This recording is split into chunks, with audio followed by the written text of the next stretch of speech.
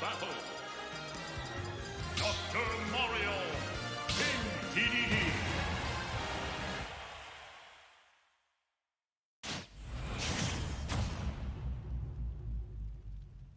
Three, two, one, go!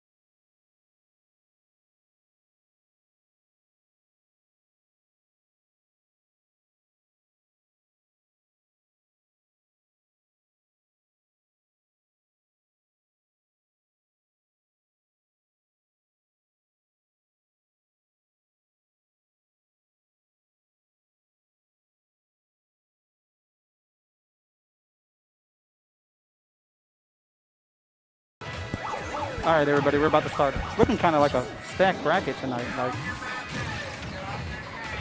we're about to start right now. How's everybody doing? Oh, fat. It is fat 32. Why isn't I want to read then? What's up, Sisto? I see you in chat. All right, we're about to start. I'll be right back.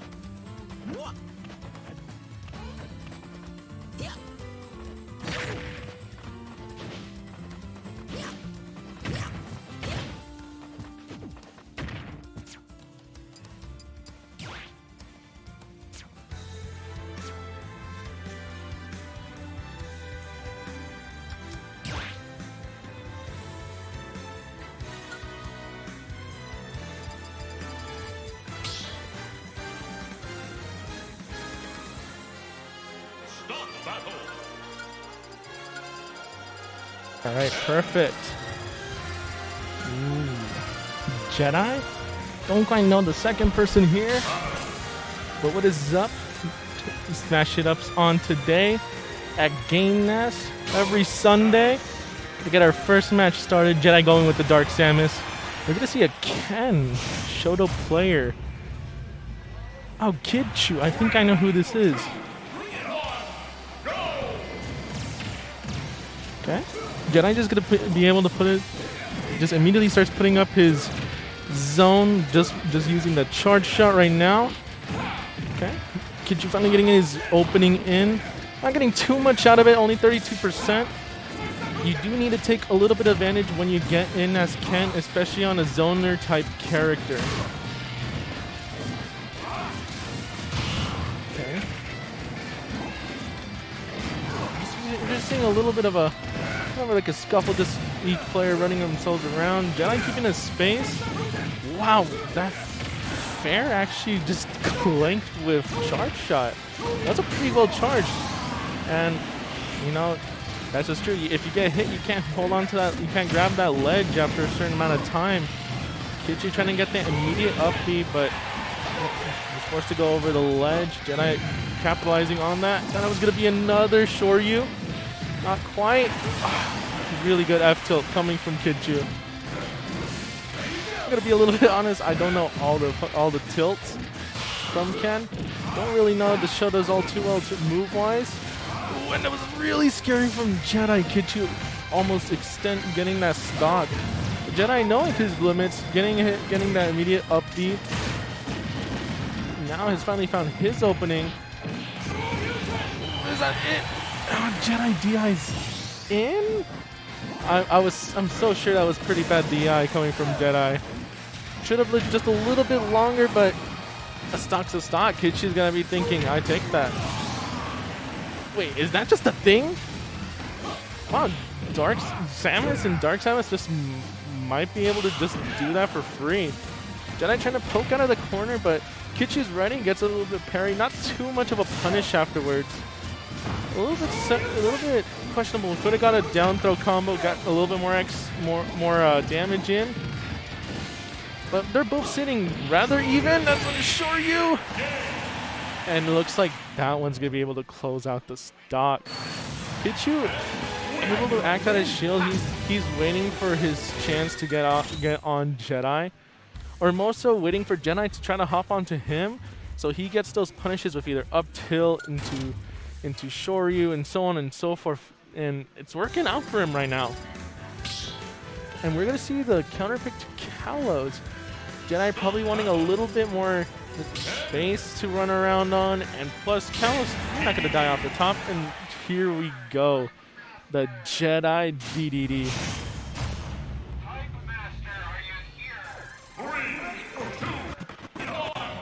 Okay. Game 2 of this. Quick Haru just to get rid of that Gordo. Oh, and we're getting an immediate 63. We're going to see how Jedi answers it right now. Really scary. Kid Chu really challenged that down B. The Jet Hammer. I personally cannot. I hate trying to challenge that. I always end up losing the 50-50. Well, not the 50-50. I just lose to the Super Armor. But really good stock coming from Kid Chu. Only 49% is lapping him now. Let's see if Jedi has an answer to get back on the stage. Another Shoryu confirmed is going to get him to 100%. Jedi getting a little bit desperate, I feel. He needs to take this stock fast, and he has to do it now. And yeah, there we go. Dash attack, amazingly strong. Stupidly strong even. Jedi needs to find any opening right now. I feel like Jedi needs to at least get start punishing his high options. Jump in neutral. No, not gonna quite do it. Ken's Shoryu is a little bit more inconsistent than Ken's is, but Ryu's. But he is able to get at least a little bit of an earlier kill from time to time. But that F-tilt's gonna be able to do it right there. Okay. Really good combo coming from here. He wanted it all right there. Now it's going to be going on to Jedi's. Kitchu is on the ledge now. Let's see what the ledge trap is. Good jab right there. Knowing that Kitchu was going to do that neutral getup. All right, covering that's Tatsu. And Kitchu going over the ledge, but isn't quite punished. A little bit questionable why didn't Jedi turn that neutral B around the inhale. And now Kitchu's in on him. It's a really scary position. DDD being a big character, he will get hit by a lot of just Ken's in general. The Shotos confirms. He is able to suck up that Gordo. If he didn't do that right there, he would have got hit into death. But there you go. Just a quick down tilt into the up tilt into the up D.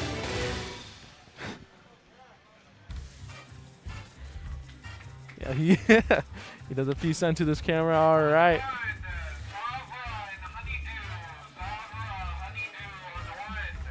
All right, we're gonna get Savra and Honeydew on the stream next.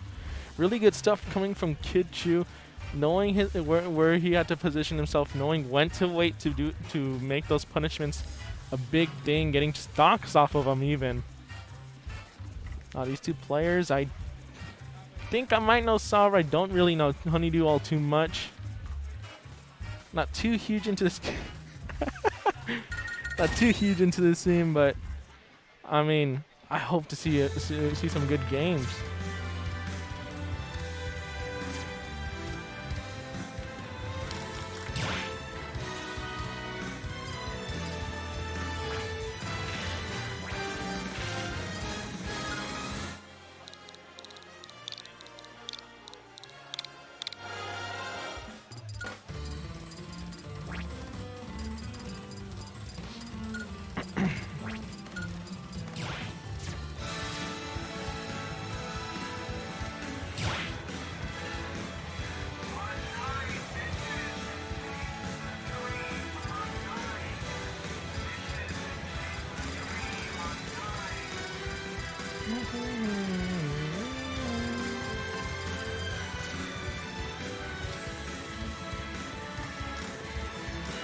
We're gonna probably see the classic starter PS2. Not too much changes from around. Everyone likes PS2. It's a good neutral stage for everyone. It's a decent size. Platforms aren't bad.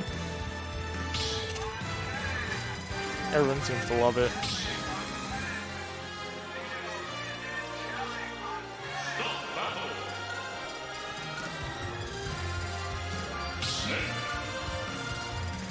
What do you do with the snake? We're gonna see a Pikachu snake matchup. I personally actually don't see this matchup very often. I know there's a couple Pikas in our region, and then we have, of course, Lycan and MPD. But I've actually never seen this matchup up front, not even online. We're gonna see what they have. Honeydew on the snake, Zavra on the Pika. We'll see what this opening gamut looks like. And just as I expected, they're gonna keep their zone play, this distance game. Zavra is basically just gonna wait for Honeydew to mess up, wait for any opening he can get. So Honeydew is very keen on just being able to get in, and there you go. Zafra finally getting a little bit of percent up. Ooh, tries to get the Thunder read, but doesn't quite get it. This is just by a little bit. Honeydew trying to go for a really big read with that F smash. Kind of a really committal move. Could have been punished really hard for it.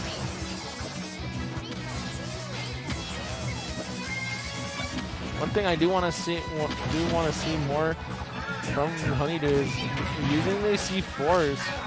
It's a really good just pressure tool anywhere on the map.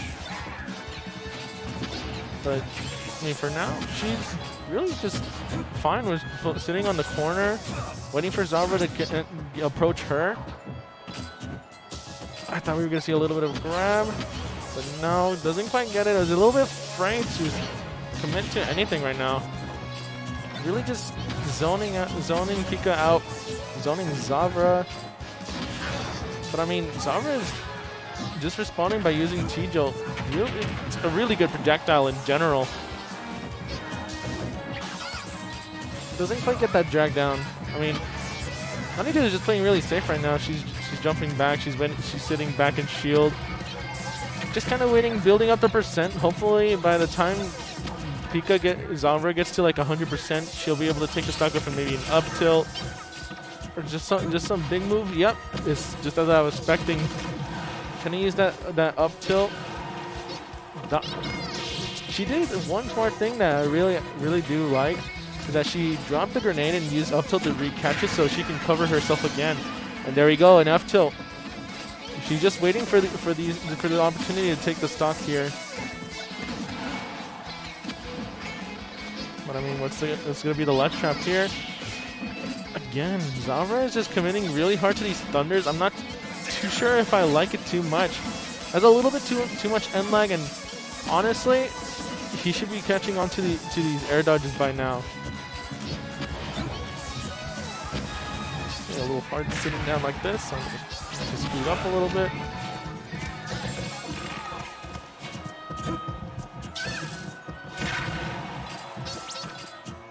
Thought I heard my tag. Sorry.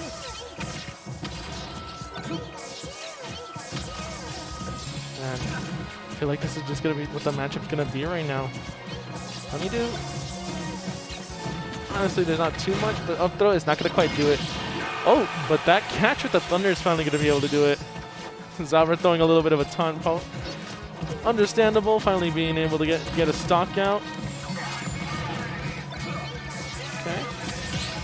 Hey, Honeydew's pressing in a little bit more aggression now. It is what she needs to do right now.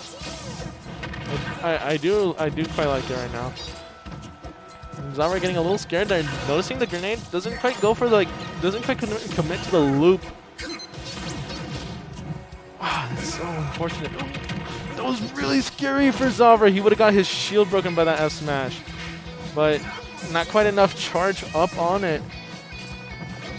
Zavra needs to make sure he doesn't hold shield too long. Probably up to full by now.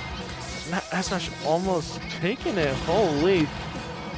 Probably that little bit of that, probably that max rage doing the job right now. Blow this up. I mean, for right now, it's Honeydew's job just to keep Zavra out with these explosions, grenade, C4. There we go, just up tilt. Yep. Gonna go for the consistent confirm, down throw up tilt. Ooh, that would have been that was really bad. That almost was really bad actually. Zavra not being able to get that stock out quite yet, and he needs to do it now, or else Honeydew's gonna start running away with this. As we've seen this whole match, she's down to just be able to sit in this corner, wait Zavra out, get any little percent possible. I think he was hoping for that up throw and the grenade finishing off at the top.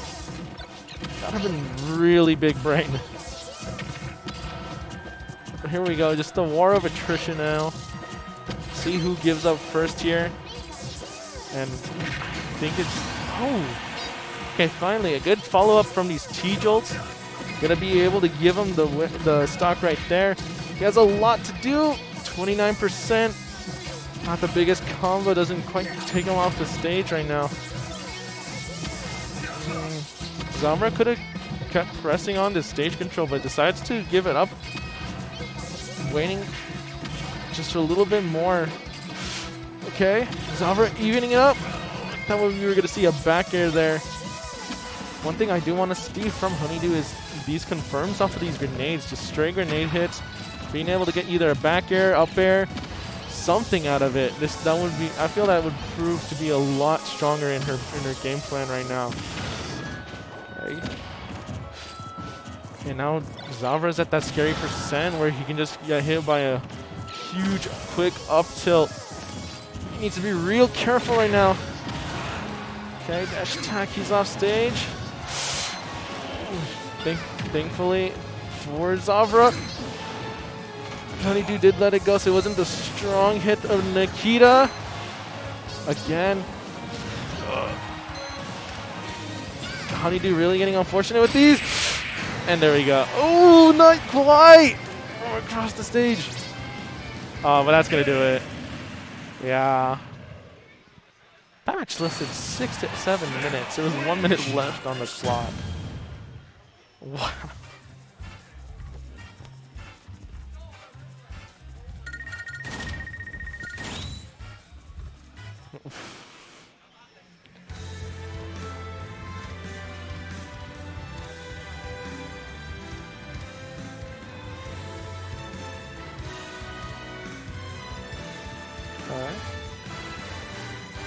I mean, if you're Zara right now, I think you want to get like a bit of a smaller stage, not Kalos. Because if the whole game plan from Honeydew was just running away, using those grenades as a zoning tool, it'd be a lot easier to catch up to her on a stage like Smashville, Battlefield. Even though those are really good stages for Snake, as Pika, all the stages are really good for you. But he needs to close out the space. He needs to stop making these gaps even larger. Here we go. We're going to get that back. Ooh, back air to grab, actually. Kind of like it, but didn't get too much off of it. Only 22% off of it, and now he has to get off of this ledge. So he's just going to weigh on this. He's just going to be able to camp with T-Jolt. That's what you got to do sometimes. You got to out-camp the camper, you know? But don't know how much it's going to help in this matchup, especially when Honeydew can just sit on that platform. And honestly, Zavra just needs to not give Honeydew any space right now. To be the exact opposite of what he's doing right now.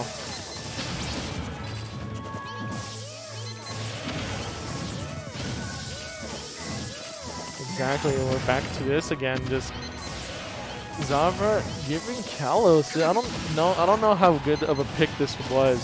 Even FD would have been a little bit better. Just because Honeydew wouldn't have any platforms to go to. Oh, and then just drops shield just like that. I think they did a little bit of a quick teabag. And yep. Up the armor just going through the down B. Not even getting really any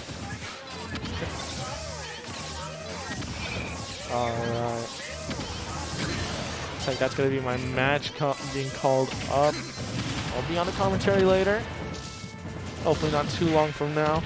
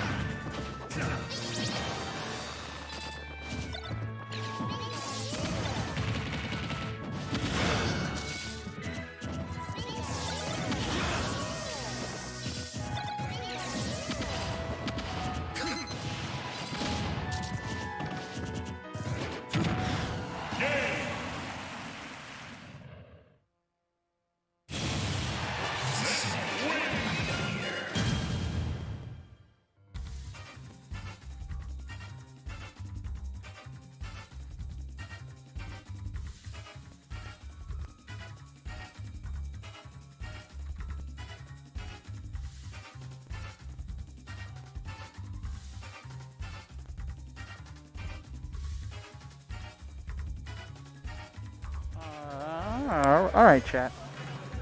How's everybody doing today? What's up, Electric? What's up, Bucket? Hey, Bucket, are you streaming? I'm just wondering what's up. Pretty stacked bracket today. I was actually pretty shocked. What's up, Cisco? I know I seen you earlier. Electric. What up, everybody? We're gonna get JoJo and Waddle on one. Waddle. I'm actually recording some off-stream matches today too, so I have more on my YouTube channel for everybody. Tux, yo, nice run on nice run on Friday. Damn, you was wrecking. Ah, Tuesday? Oh, what the heck? Okay, Bucket.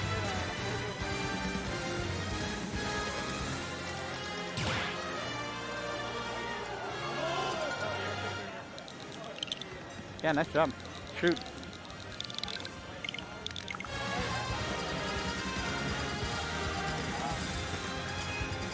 How's everybody doing on a Sunday? I know I'm full from some ramen. I'll tell you that much. Damn Jet.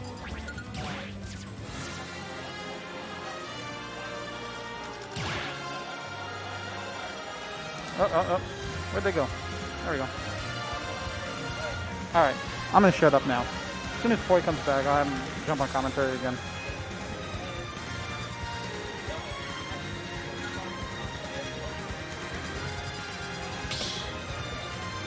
I wish I could commentate, but I can't. Alright, here we go. I'll shut up. Bye-bye.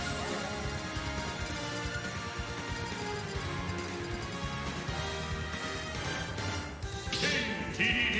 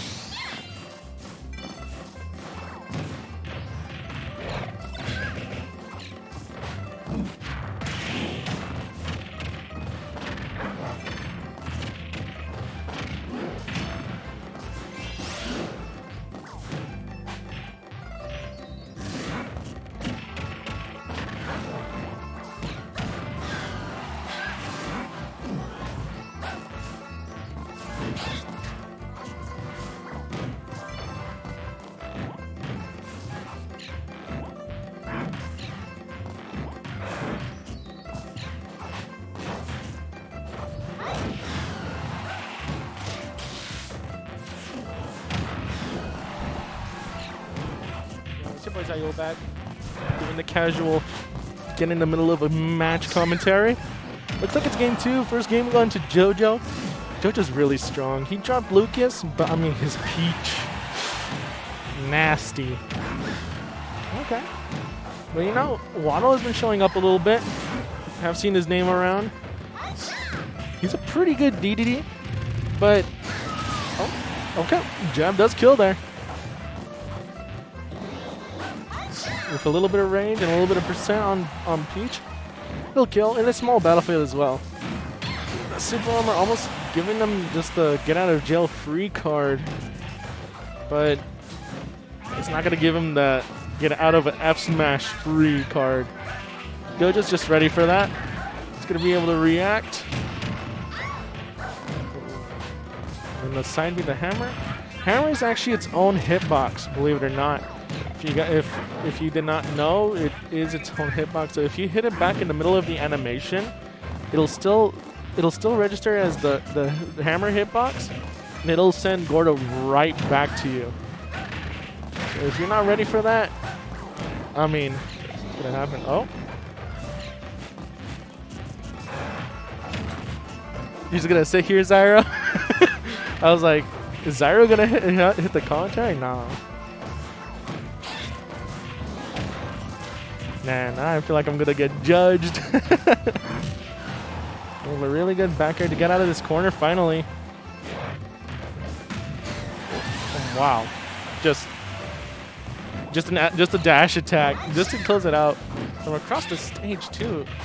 JoJo wasn't even really that high of a percent. It was 107 after the hit. Something like that. Crazy how holding into the stage and then just DDD using dash attack on you. That was a little committal, a little bit greedy there. Probably would have got a lot more out of just running up and up tilting. Which I feel DDD can do a little bit better in this matchup since Peach likes using her float to just get around you. And just in general, I've seen JoJo use it a lot.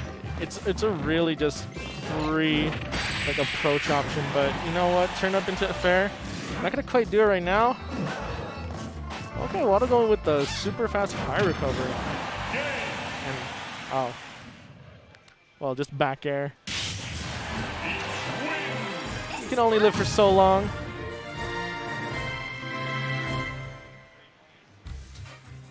Good stuff to Waddle, putting up a fight against JoJo too.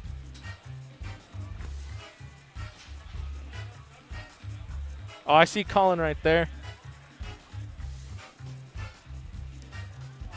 Both of those losers. I don't know who's next. All right, we're just gonna wait until who's next. Yeah, I don't know who's next. Navi hasn't called nothing yet. And that's fine. Until Navi calls it, we'll see who's coming up. There we go. There we go. Ronnie and Sorgon. All right, Ronnie. Sorgon new? I don't know this guy. I don't know who Sorgon is. Yeah, I don't know either, to be honest. I think I might have heard his tag yesterday or at ESA, so he might be an out-of-stater. Ah, makes sense. Ronnie, though, we've seen him around. Yep. He used to play that Mewtwo. Is now playing Sephiroth and Palu. I think he's leaning towards Sephiroth, but I mean, Palu, I think he's just been playing more Palu because just a better character.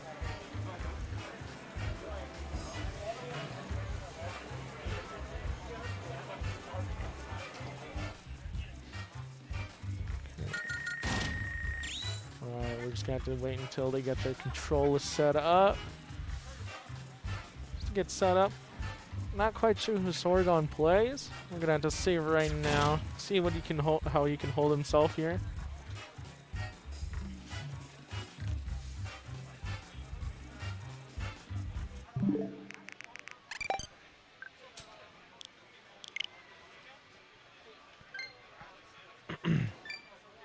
All right.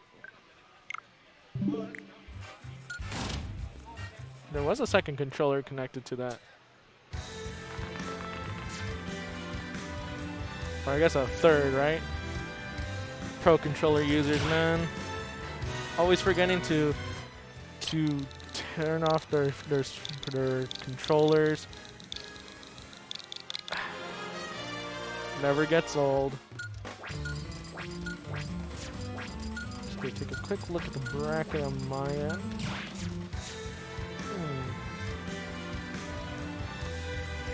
Oh, Z's back. And Sonic's is here again. There is a concert this week, so I wouldn't put it past him to come again and just farm our locals. But I mean, everyone got the fade. Everyone got the Sonic fade. And hopefully Vegas is ready for it this time. There we go. Sorghum pulling out the Ridley. Of course, Ronnie's going to pull out the Sephiroth. I have been saying that he's been leaning towards him. Sephiroth's such a cool character. Just the character himself is just a really hype idea.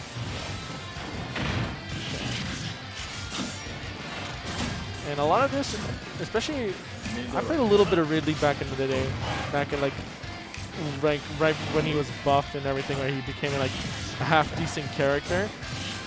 And it's just gonna be a lot of waiting for your openings until you get this percent on, and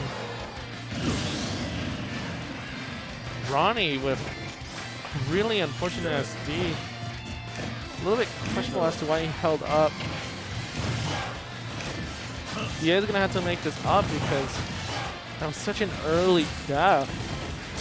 No percent really on each player. It's gonna be back. It's gonna be like as if it were 3 to 2 stocks. I mean, Ronnie is showing his worth right now. He's keeping him on the ledge. Sorghum has to finally getting his opening in so he can get back on stage. A little bit of a greedy nair as Sephiroth can't really.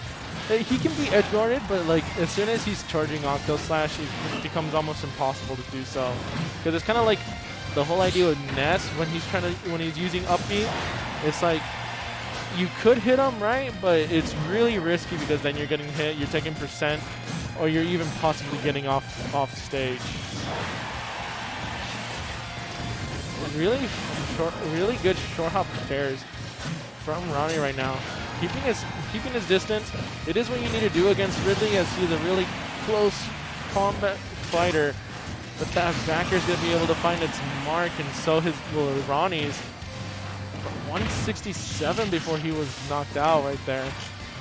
Sorghum lapping, and he's getting a lot off this ledge trap right now. A whole 60%, and he's going to continue this. Really good nair into down tilt. Ooh, trying to get a greedy side B. Hopefully reading Ronnie to sit in shield, but Ronnie, he's not picking the same options in neutral.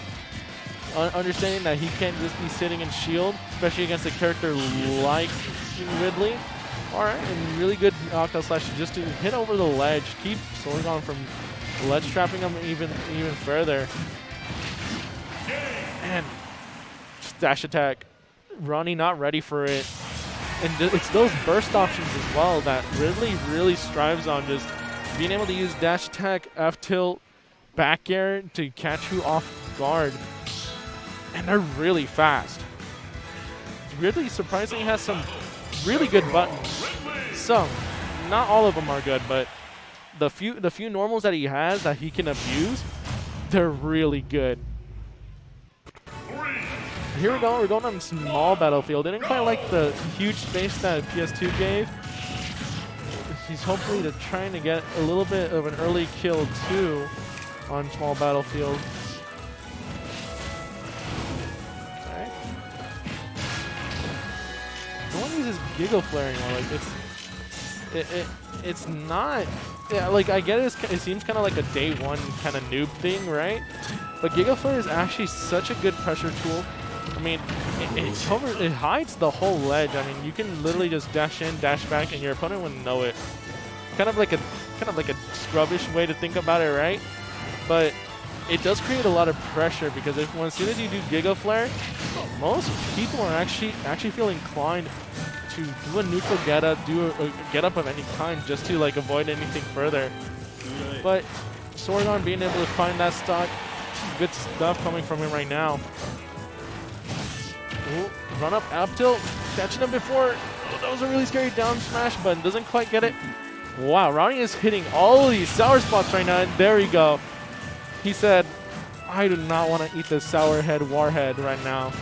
He had to get the sweet spot. Thankfully, getting him the stock at last. And it's an even game right now. 40% on Ronnie only 40%. I mean, stumbling a little bit over my words, and there we go, the shield break. A little bit of a questionable side B. He could have gone for the Giga Flare and then instant side B. I feel like that would have been a little bit of a better setup. But maybe he was just thinking, oh, big character, kind of like how you would punish Bowser when you break his shield with Sephiroth. But he was still able to find the kill. Ronnie is making this back now. Alright, looks like my match is called. Again, gotta hop off the mic. Good luck to both of these players.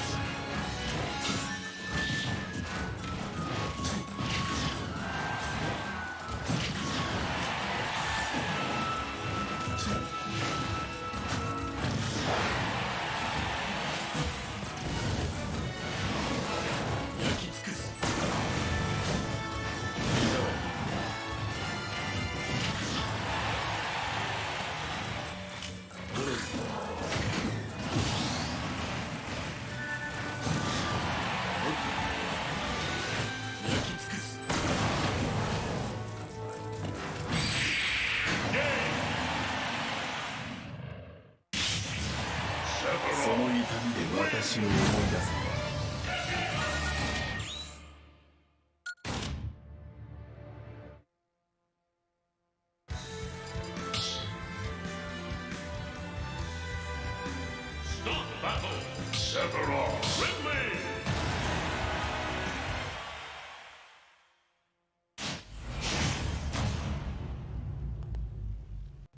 Three, two, one, go!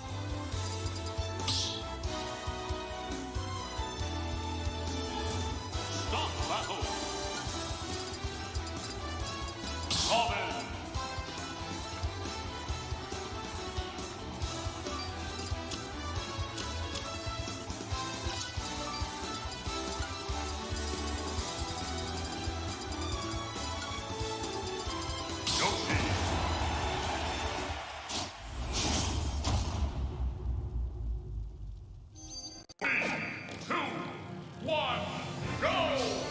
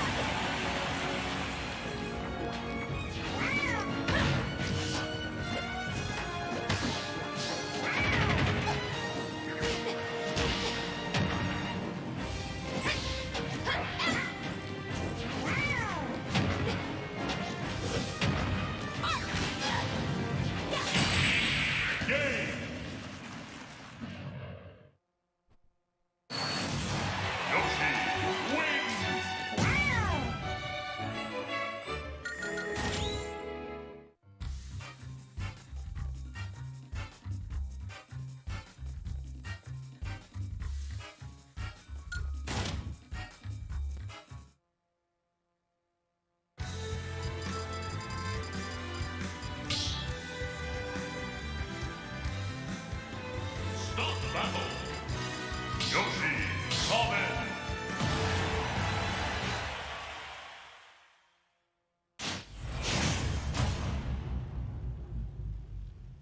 Three, two, one, go!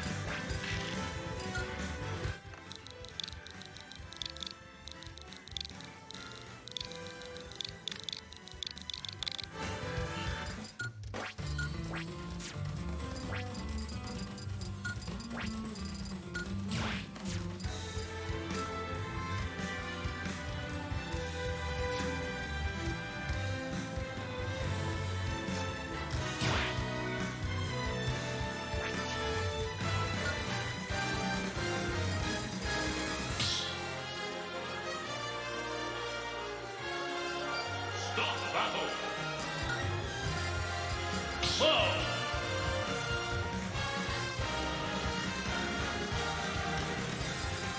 Mithra.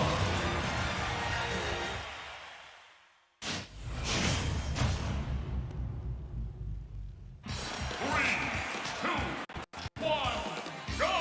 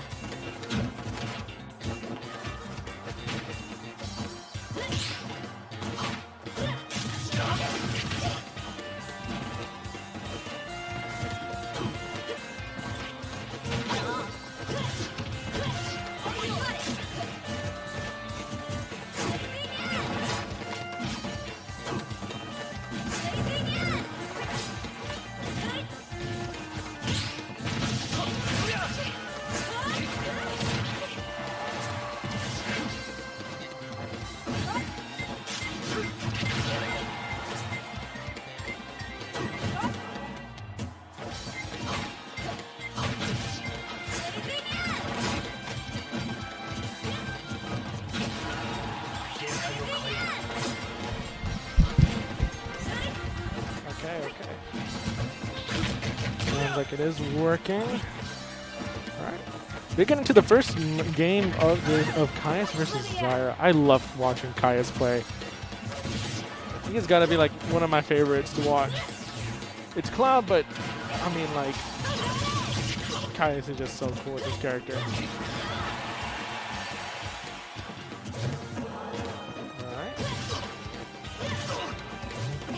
That's not gonna be a stock though.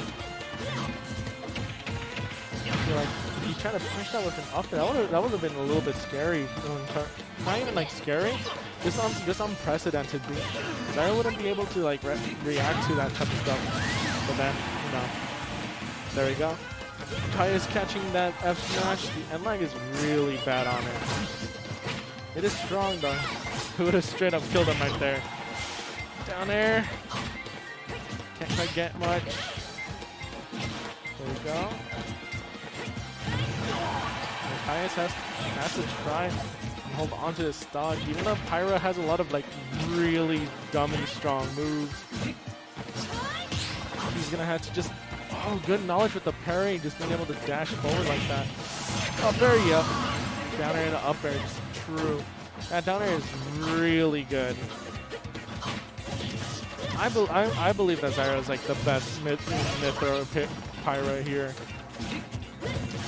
He does go a little bit Unga Boonga, but I mean like that's what this character is. Like you just kind of hit buttons, hopefully it works.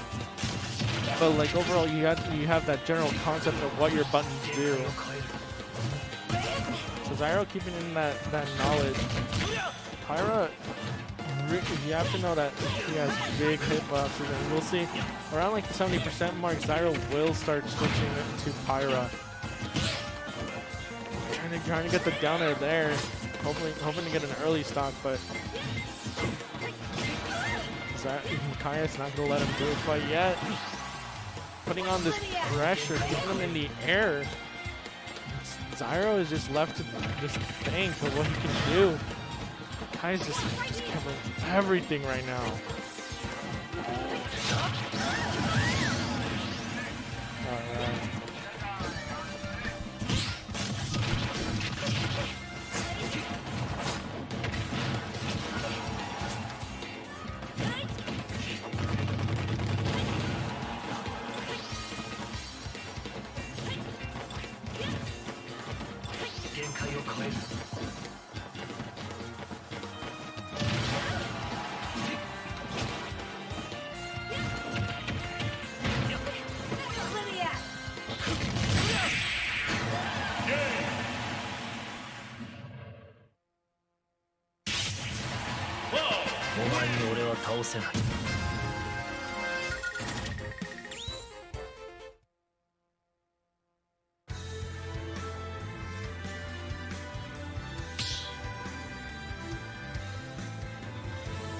Start the battle.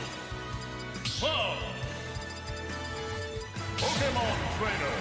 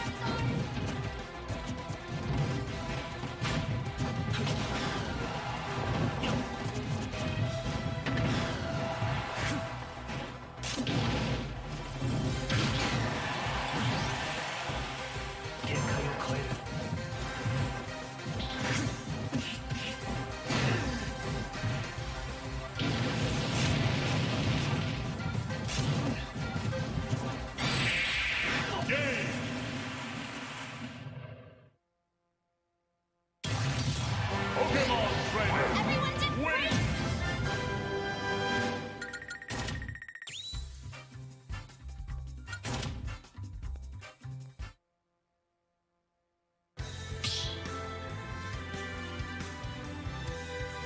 Stop battle.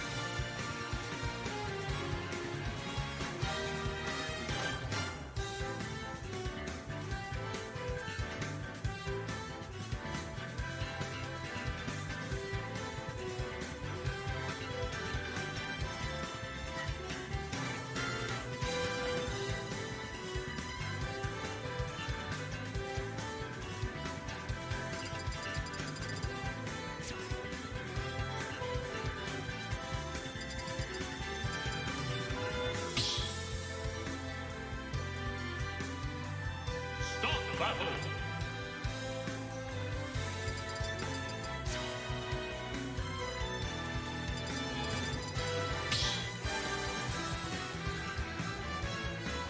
Stop battle. Whoa.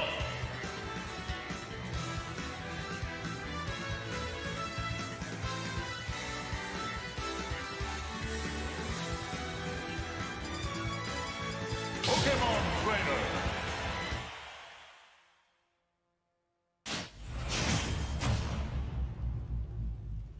You can do it! 3, 2, 1, go!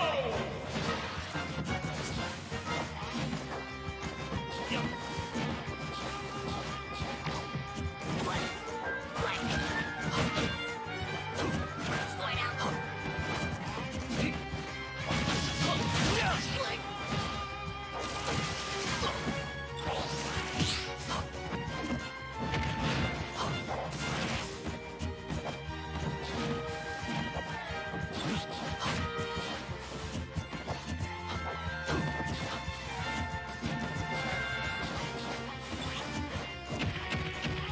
Slide out! Drop your chest, Ivysaur!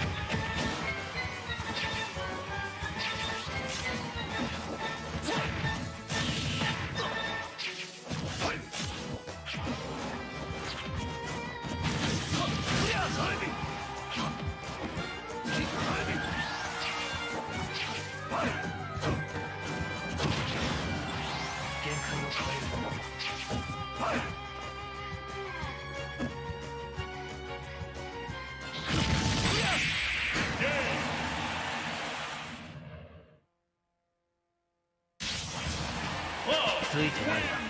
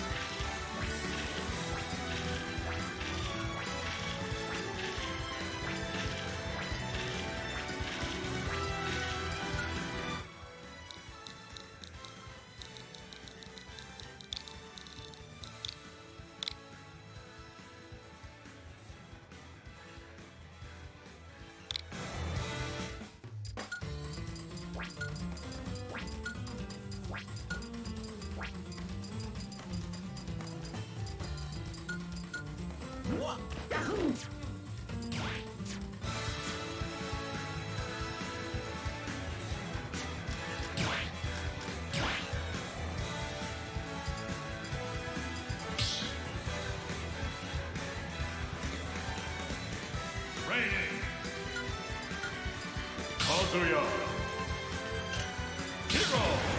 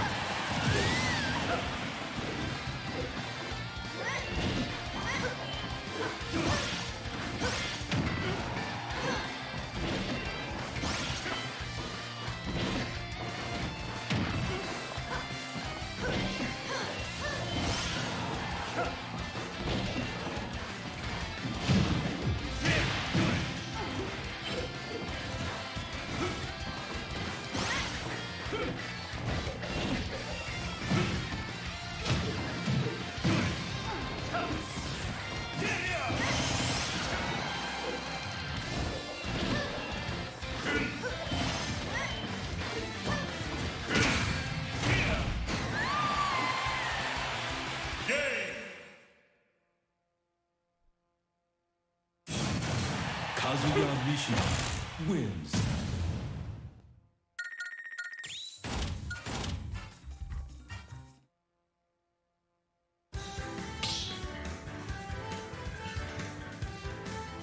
Stop battle. Palutena. Kazuya.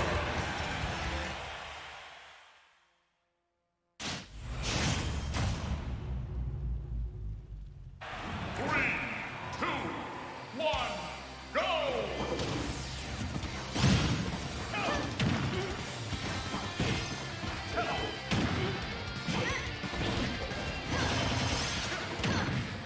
Explosive flare.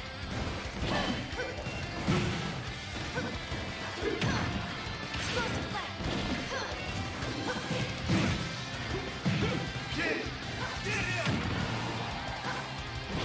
Explosive flare.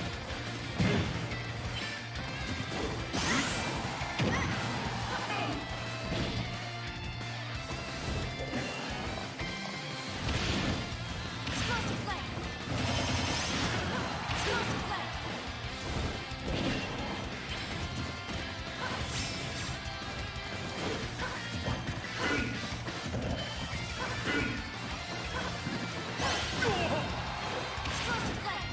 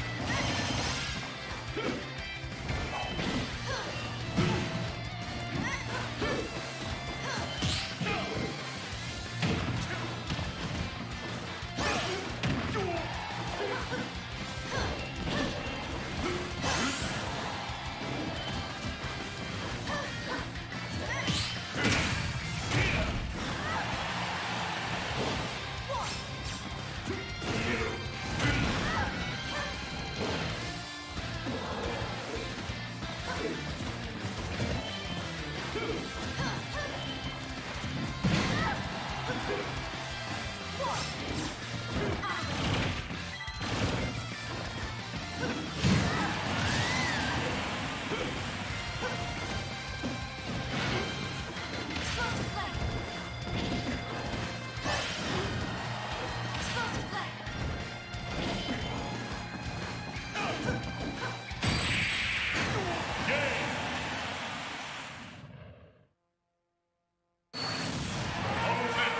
Too bad for you.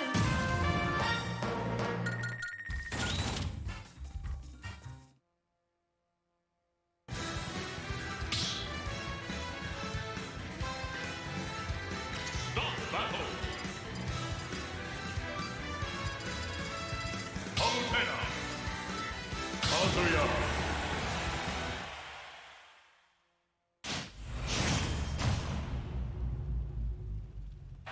Three, two, one, go!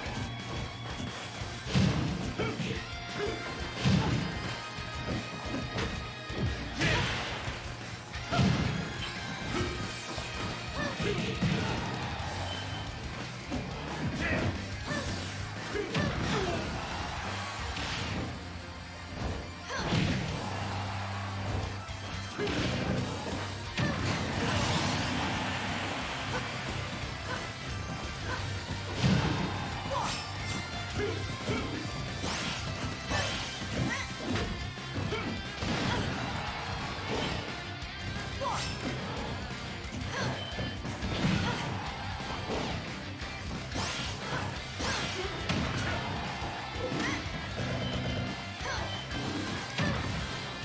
flight.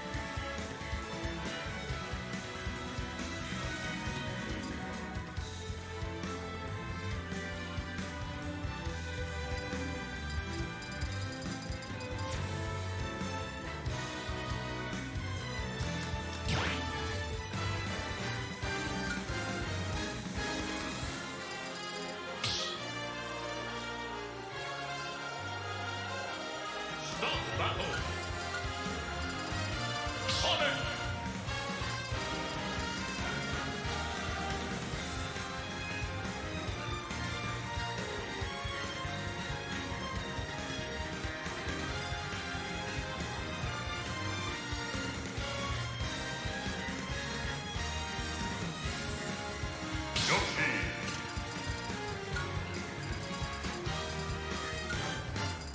Yoshi.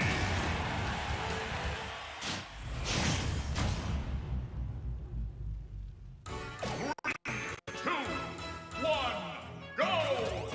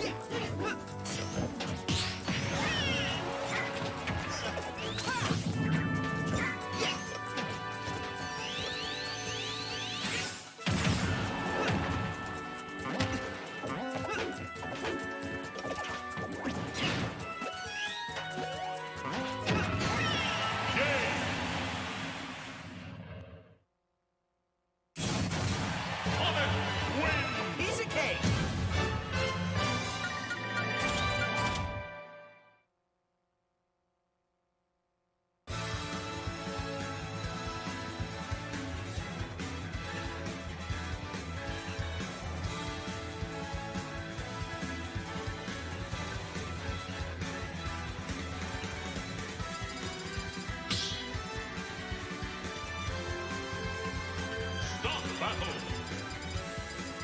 Sonic. Yoshi.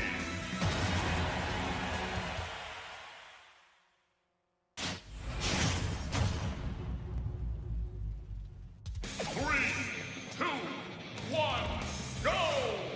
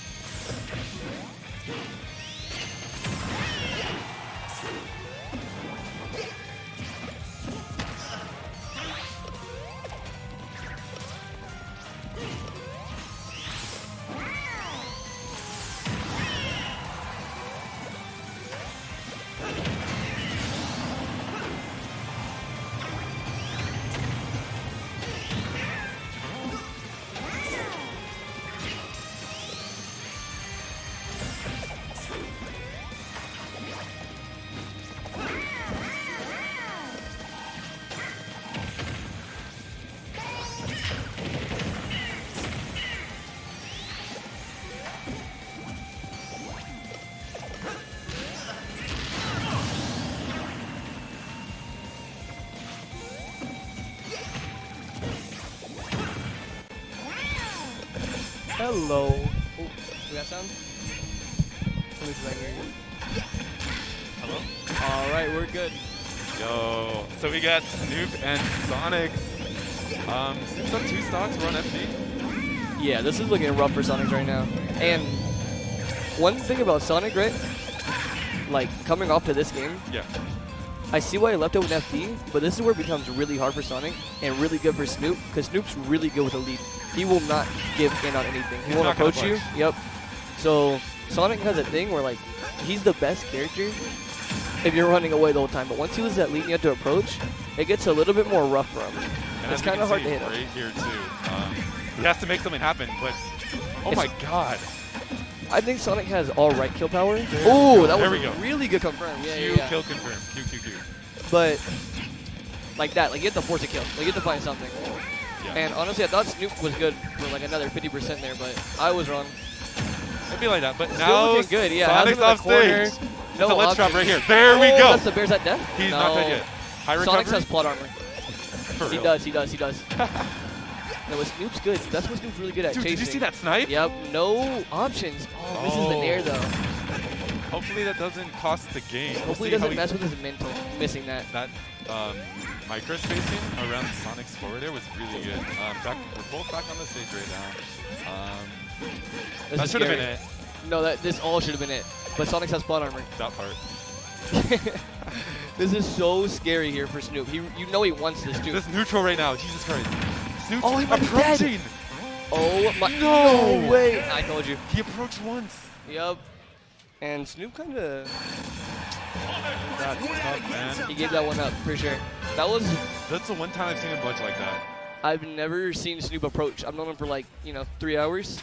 Not a single time have I seen that man run across the stage and try to hit somebody. I've known him for a little bit longer than 3 hours, and same. That's crazy, dude. But Sonics, dude, that's what he's like.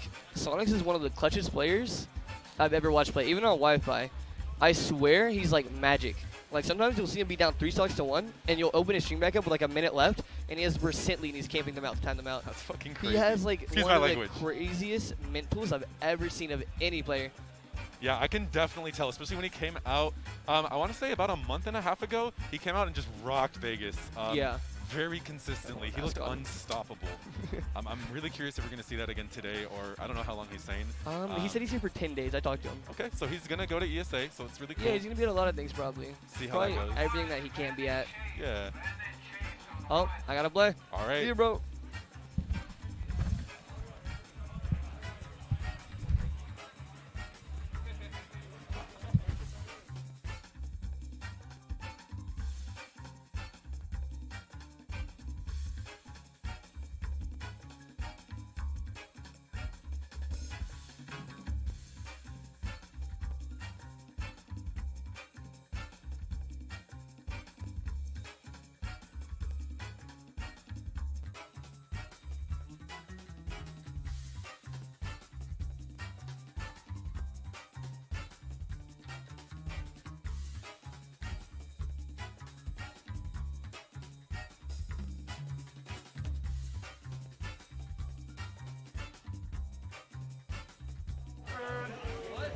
What's up, chat?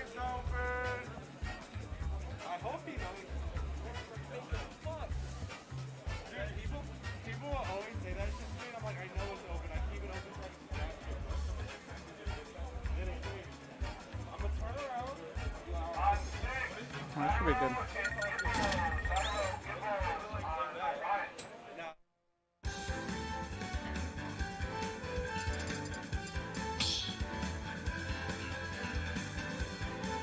Start battle. Arena.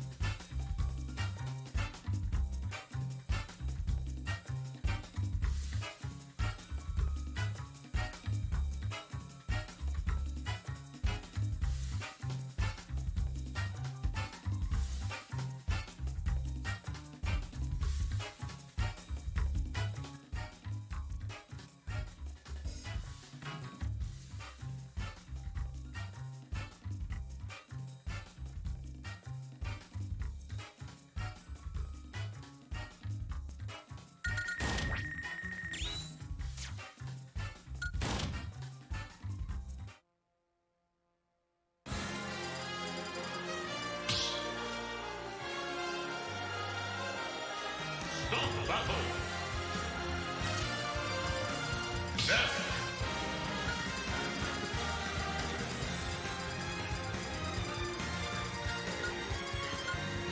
Club.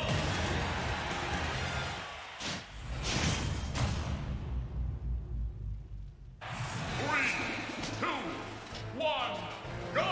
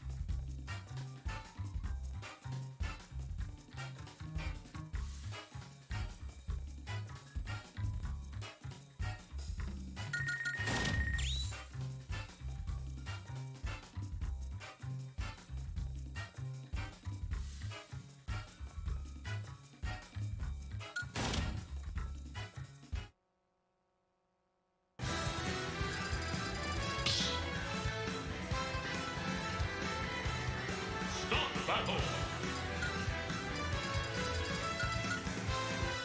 Sephiroth.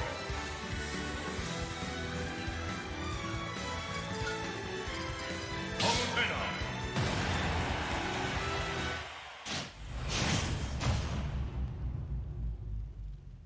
3, 2, 1, go!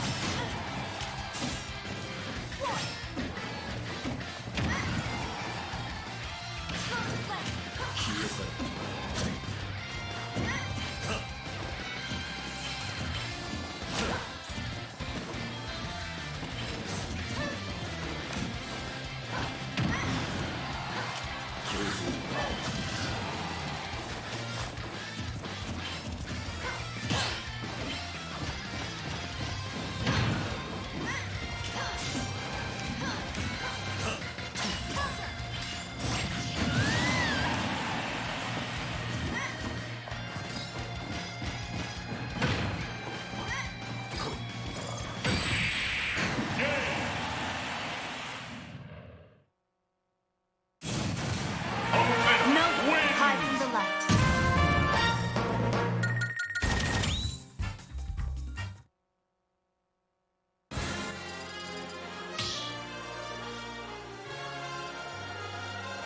Stop battle. Robin.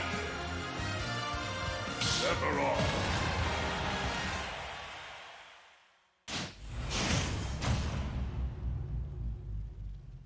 Three, two, one, go!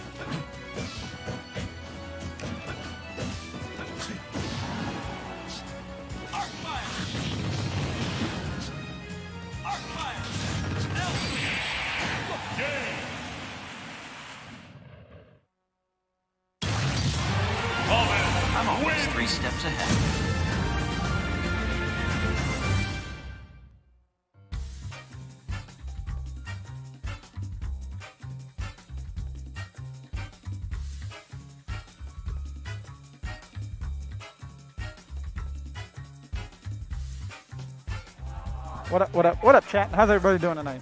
What up? Sorry, I was over here talking. What's up, Nightwing? I see you in chat. Not sure who's next. Yo, Batman, what up, man? I see you in there. Kessick, Team Kessick, what up? Bestness, I see you. I mean, Sen, sorry. Jed, shut up.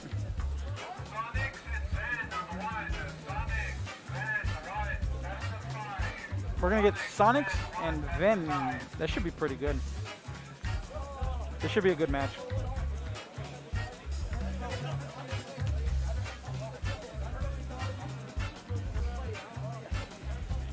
And here we go. Who hosted me? What up? Mr. L, what up?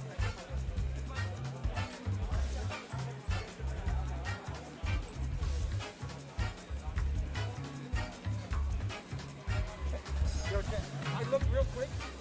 Oh shit.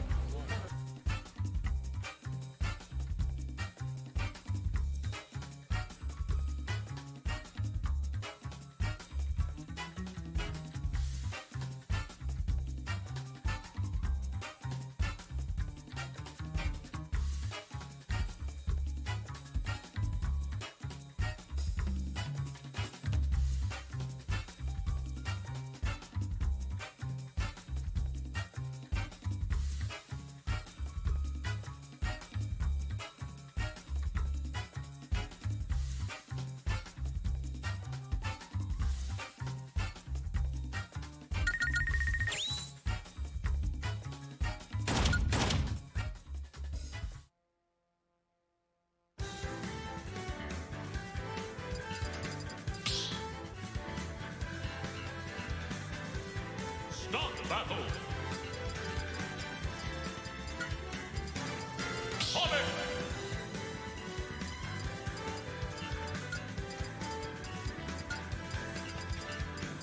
Zelda.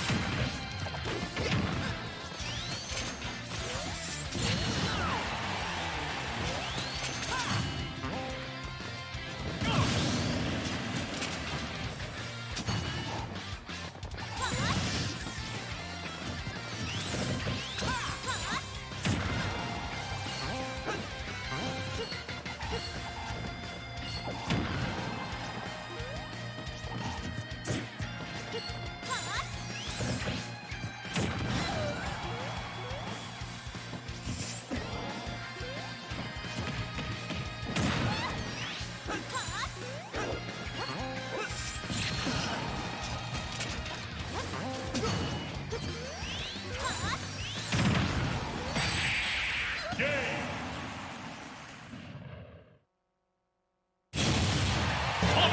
That was almost too easy.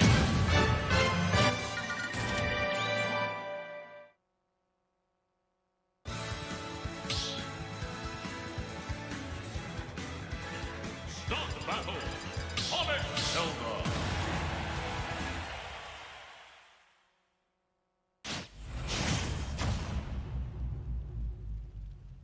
Three, two, one, go!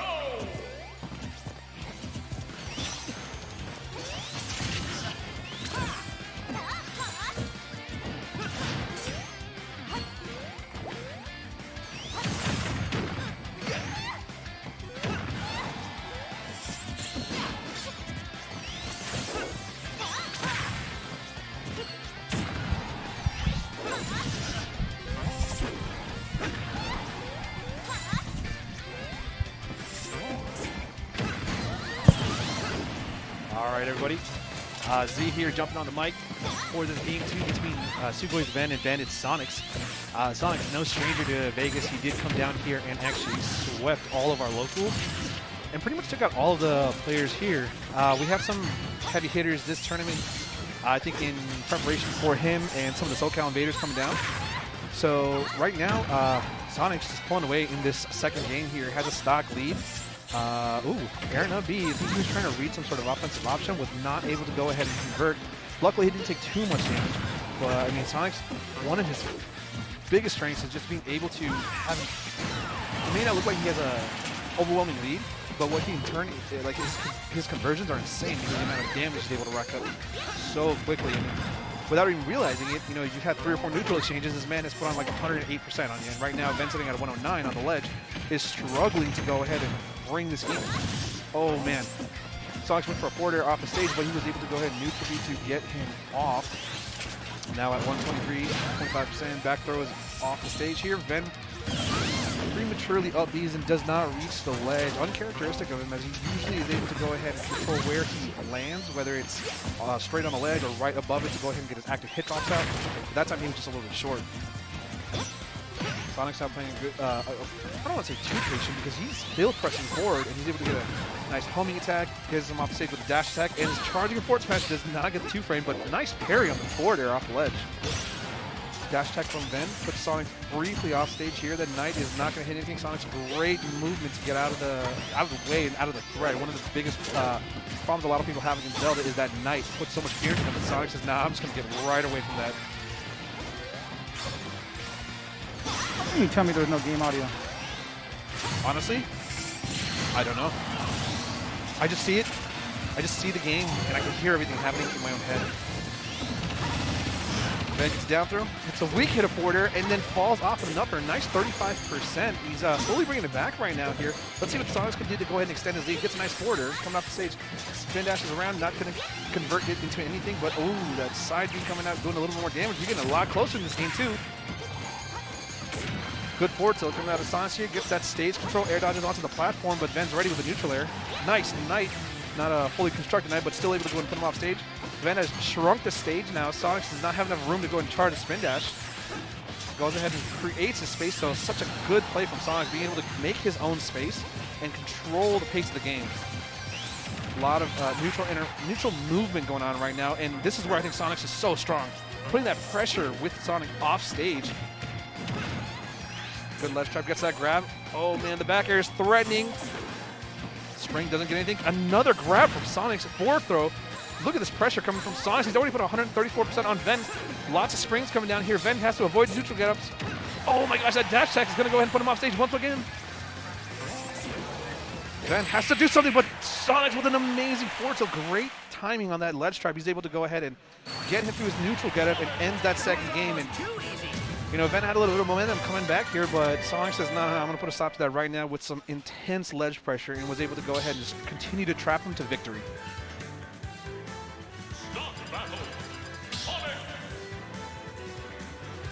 And if you guys are just joining us here, we are live at Game Nest in Las Vegas, Nevada here, our premier local in Las Vegas, featuring talent like Foe, Ven, Grandmaster, Frog, Dakpo, Absent, and we have some up-and-comers as well as some invaders here, one of them being Sonics with a 2-0 lead in winner semifinals against Ven, the Zelda Wonder.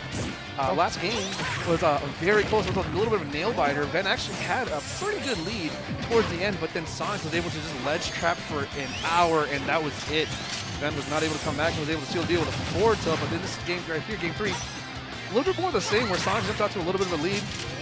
But then I think figured out a little bit of a strategy where he's essentially cutting the stage in half by throwing his knife from the middle of the stage forward, making Sonics have to approach awkwardly. But Sonic says, you know what, I'm just going to keep you in disadvantage. Racks up 123% without me back there, puts him off stage, and he's not able to get 2-frame. And that's the second time I have seen, I don't know what happened in game 1, but Sonic was able to just intimidate Ven to a point to where he had to up be on the stage and just fell short. So Sonics, although he may not have converted those 2-frame forward smashes, is able to put on enough pressure to force his opponent to just flub their own recovery. So, I mean, take that as a mind game or whatever you want, but Sonics, I don't know if he's in Ven's head, but Ven has to definitely pull himself together because right now Sonics is running away with this lead.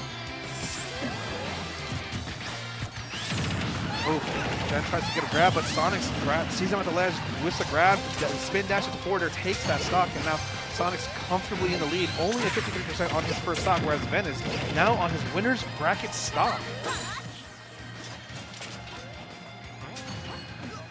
Wow, what a deep recovery from Sonics, and just is able to convert everything, and this is where he has so much momentum and confidence. Sonics is moving, even though he's not really even doing a lot of traditional Sonic, defensive options. He is just going in there with full confidence. And when a player has steam like this, you really got to quell that storm. Otherwise, they're just going to run away with it. And right now, Sonics has Ven at 95% in kill percent from a various amount of moves. It's now just a matter of, does Ven have what it takes to go ahead and pull out one of the sickest comebacks ever? Misses that strong lightning kick, goes for a jab, but does not convert anything too much. Just a little bit of damage, but he needs more than just damage. He needs to be able to secure some stocks. Ven throwing out some up Bs right now. He's going, I don't want to say he's impatient, but he's a little bit desperate because this is a significant deficit. Fantastic work put on by Sonics by being able to go ahead and create such a lead on this critical game 3, honestly. It's set point, and he's, still ledge trapping as if he's the one playing desperate and gets that charge forward smash to complete the 3-stock on game 3. So Sonics cleans up winner semis and is now moving into winners finals, where he's going to go up against either foe or grandmaster, I believe. Pardon me if I'm mistaken on that one. I need to double check the bracket here. By the way, shout outs to this guy right here, this one right here. PJ, thank you for supplying streams for multiple tournaments, not even just Smash tournaments, but all throughout Las Vegas. Definitely appreciate. Oh, he's saying no. Okay, fine. Don't give him any credit. Don't thank him. None of that stuff. We don't like that guy. He's doing a sound test right now.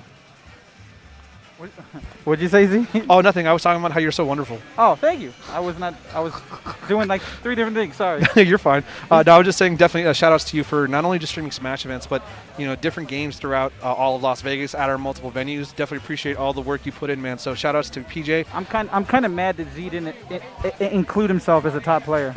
I'm not. You gotta remember who you are. Come on. How about this? I'm still a top Vegas personality. I agree with that too. There you go. I'll take that because right now I definitely got to go ahead and level up. I mean, I'm better than this guy. This guy sucks. News. Zyro just gets good brackets because he seeds them usually. If you guys ever go to a tournament and Zyro's seeding it, you already know you're screwed. Yeah. I'm gonna put you against Foe round 1. I mean, you would. You'd be like, you showed up late, and it's like I drove him here. My round 1 is always Z because he's easy. And that's why he always ends up in loser's bracket really quickly. So, I don't know, were you watching that last game? Only a little bit. So, Sonics was able to complete the 3-0 against Ven, and he honestly dominated that game. And it felt like Ven didn't have the ability to go ahead and bring back the first the stock count like he did in the first 2 games, I think. I didn't really watch the first one, so I'm going to mostly run off the second game. And it looked like he kind of ran out of juice and started to become desperate and really just ran it down in Sonic's face, and Sonic was welcoming of it. Yeah, from what I could see, it looked like Ven wasn't sure how to deal with Sonic's approaches, and then he started playing in a way that allowed Sonic to simply react. So that's all he did, and that's all he had to do to dominate the match. Yeah, and I mean, Sonic's continuing where he left off from when he last visited here is in winners finals again. So far hasn't dropped a tournament in Vegas. So something in the water, He's not just strong on Wi-Fi or in his region. This guy is an international threat. Wait, I thought he lost here. He lost to Freddie in winners. Oh, then he won the tournament? He won the tournament by running it back twice, yeah. He hasn't dropped the tournament in Vegas yet. Oh. Yeah. Vegas, what are you doing? Not Vegas! winning. Not winning is what we're doing. So, you know, this is Freddie's chance to go ahead. Actually, you know what? Strike that. It's Freddie and Grandmaster. They're going to go ahead and duke it out to see which one of them has a right to go ahead and take on Grandmaster, or excuse me, Sonics in winners finals. Was that winners quarters or semis? That was semis. So Really? Sonics has now elevated himself into winners finals. These guys are now going to go ahead and compete to see which one of them will take on Sonics in winners finals. Now, oh, you know what it is? We're missing like MVD, Dakpo, those kind of guys. Well, MVD and Dakpo are notables that are missing. However, we still have a lot of our stronger players here today. You know, we have the majority of what would be considered like our strongest 10 or power ranked players, if you will, here. But we're still missing, you know, like you said, MVD and Dakpo, who I would really, at this point, we really haven't seen Dakpo versus Sonics, which would be, I think. That's what I wanted to see, but they just keep missing each other. Yeah, they do. Yeah, it's really unfortunate, especially because I think Dakpo has kind of like very recently, within the last couple tournaments, established himself in a little bit of a, elevated himself as far as a player goes, I think. I know. He's solidified. He's still working on a lot of stuff and always, you know, comes to locals to compete and test out everything he's working on. But I really feel like he's now just like hit another level with his most recent training and placements. I also feel like as far as dealing with invaders, he's probably the best in Vegas. Maybe the best in Vegas. I think him and MVD are. I mean, the thing is that him and MVD being imports, you know, now being adopted into Vegas Smash, are two players that are really going to bring in this culture of being able to travel across the country and the world, because Dakpo, I think, is going to be going to France. Yeah, he loves going to majors. And well, he's going to France pretty soon, I believe. Going to France. France. I'm not 100% sure, but I think it's France. I think it is France. Yeah, Dakpo's going to be traveling internationally, and MVD not a stranger to traveling at all. He's been, I think, to Europe and Japan. You know, I don't think went he's to been to Japan yet. He wants to go. I think he went to the Middle East though. Really? For I think there was an. I'm not sure. I thought but it was Australia. Maybe. I don't. Honestly, I'm not sure of where his resume of traveling is, but I wouldn't put it past him to have really gone to multiple continents, you know, across the world here, competing and probably placing, you know, in one of the best. Well, extremely strong player now. I still remember the days of Dakpo versus Glutoni. Oh, dude, yeah, I was there. Anyway, let's go ahead and get into the second winners finals matchup between Grandmaster and Foe. Again, the winner of this is going to go ahead and take on Bandits Sonics, who is once again visiting us from out of country, if anything. But yeah, we're really excited to see. I think this is a button chat. No, they're fighting. Okay, yeah. They just had a little bit of a, you know, just a careful, confusing neutral interaction. Yeah. So we're going to go ahead and go to PS2 here. What do you think? Because these guys play each other so often, and Grandmaster isn't somebody who's like, oh, I make it to the finals, and you know that's where I fall apart, like a lot of Vegas players against Foe. Grandmaster is one of those guys in Vegas who's able to actually contest Freddie and take sets from him. So, I believe post-quarantine he has beaten Foe once. Yeah, and I think it was recent as well. I mean, he also has wins on just about everybody else as well very recently. I don't know about him and MVD. I haven't really seen them play too frequently. I don't think he's beaten MVD yet. Not yet, no. MVD might be the only person he hasn't beaten Vegas yet. But nonetheless, Grandmaster has been proving himself to elevated his gameplay and really compete with some of the best players in the world. But how do you think about this being the Game 1 stage pick? A lot of times people just like autopilot to PS2. Do you find that this stage benefits either Ness or Palutena? Definitely Palutena. This is considered one of her best stages. Really? Just due to the length of the stage, the platedness of the platforms, the height of the platforms. They all work very well in Palutena's favor. Ooh, Grandmaster whipping the back air there, which would have put Foe off stage here, and he is falling behind now. Foe really bringing out that energy, looking like he wants to go ahead and compete against Sonics, but Grandmaster isn't somebody to ever sleep on because this dude has the ability and the potential to really bring back any set. He's one of the most solid players, I think, in Vegas as far as consistency goes when he's familiar. I think it depends on his mindset. There are times when it's... I don't think it's there because he went ahead and challenged that. I think very inappropriately. It's not that he... You know, that's another whiffed attack. That upper was another guaranteed kill. He full hopped it, but I'm not sure if he's nervous or if something's going on, like you said, in his mental. But Foe has a substantial lead right now, and I think the Grandmaster really needs to put himself together. And that up smash is going to definitely go ahead and help him as he nets his first stock in Winners Finals here, down a whole stock. But you know what? That's the sort of play that he needs to go ahead and bring himself right back into this game. I know it's been about a month since they played. Oh, wow. I didn't realize they haven't played recently because Grandmaster, I guess with work or something, he hasn't been showing up that often. And when he does show up, Foe's not there. True. or one of them gets upset somehow. Like I know Foe got upset by Tux, dodged the Grandmaster. I don't know if that's you call that dodging. I think that's just not being in the bracket after losing. I'm gonna say dodge. He lost on purpose. Okay, I don't think you give Tux some credit. Let's not disrespect someone. And that No, up air I just- chain almost went ahead and took that stock here. So this is the type of play we need to see from Grandmaster. Don't disrespect our players. No. I'm not gonna let that go. If they're Luigi mains, I don't know. Hey man, they are fantastic players. And speaking of fantastic players, Foe goes ahead and takes the first game with a solid 2 stock. Let's see. What do you think Grandmaster's going to do? Do you think he's going to just run it back, or do you think he's going to go ahead and do like a I think he's stage gonna run it flip? right back. Yep. Yeah. These guys have really volatile sets. Like I've seen them 3-stock each other game after game before, and I wouldn't be surprised if they went to game 5 and it was a wild ride the whole way through. But we'll see what happens. I think Bo's thinking about Horde Ban right now. Interesting.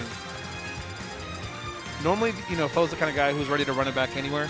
But now I think he is starting to consider stage strikes and counter picks appropriately because, I mean, in this game, with the amount of stages that are available, granted, you know, the competitive stage list is obviously much, much smaller.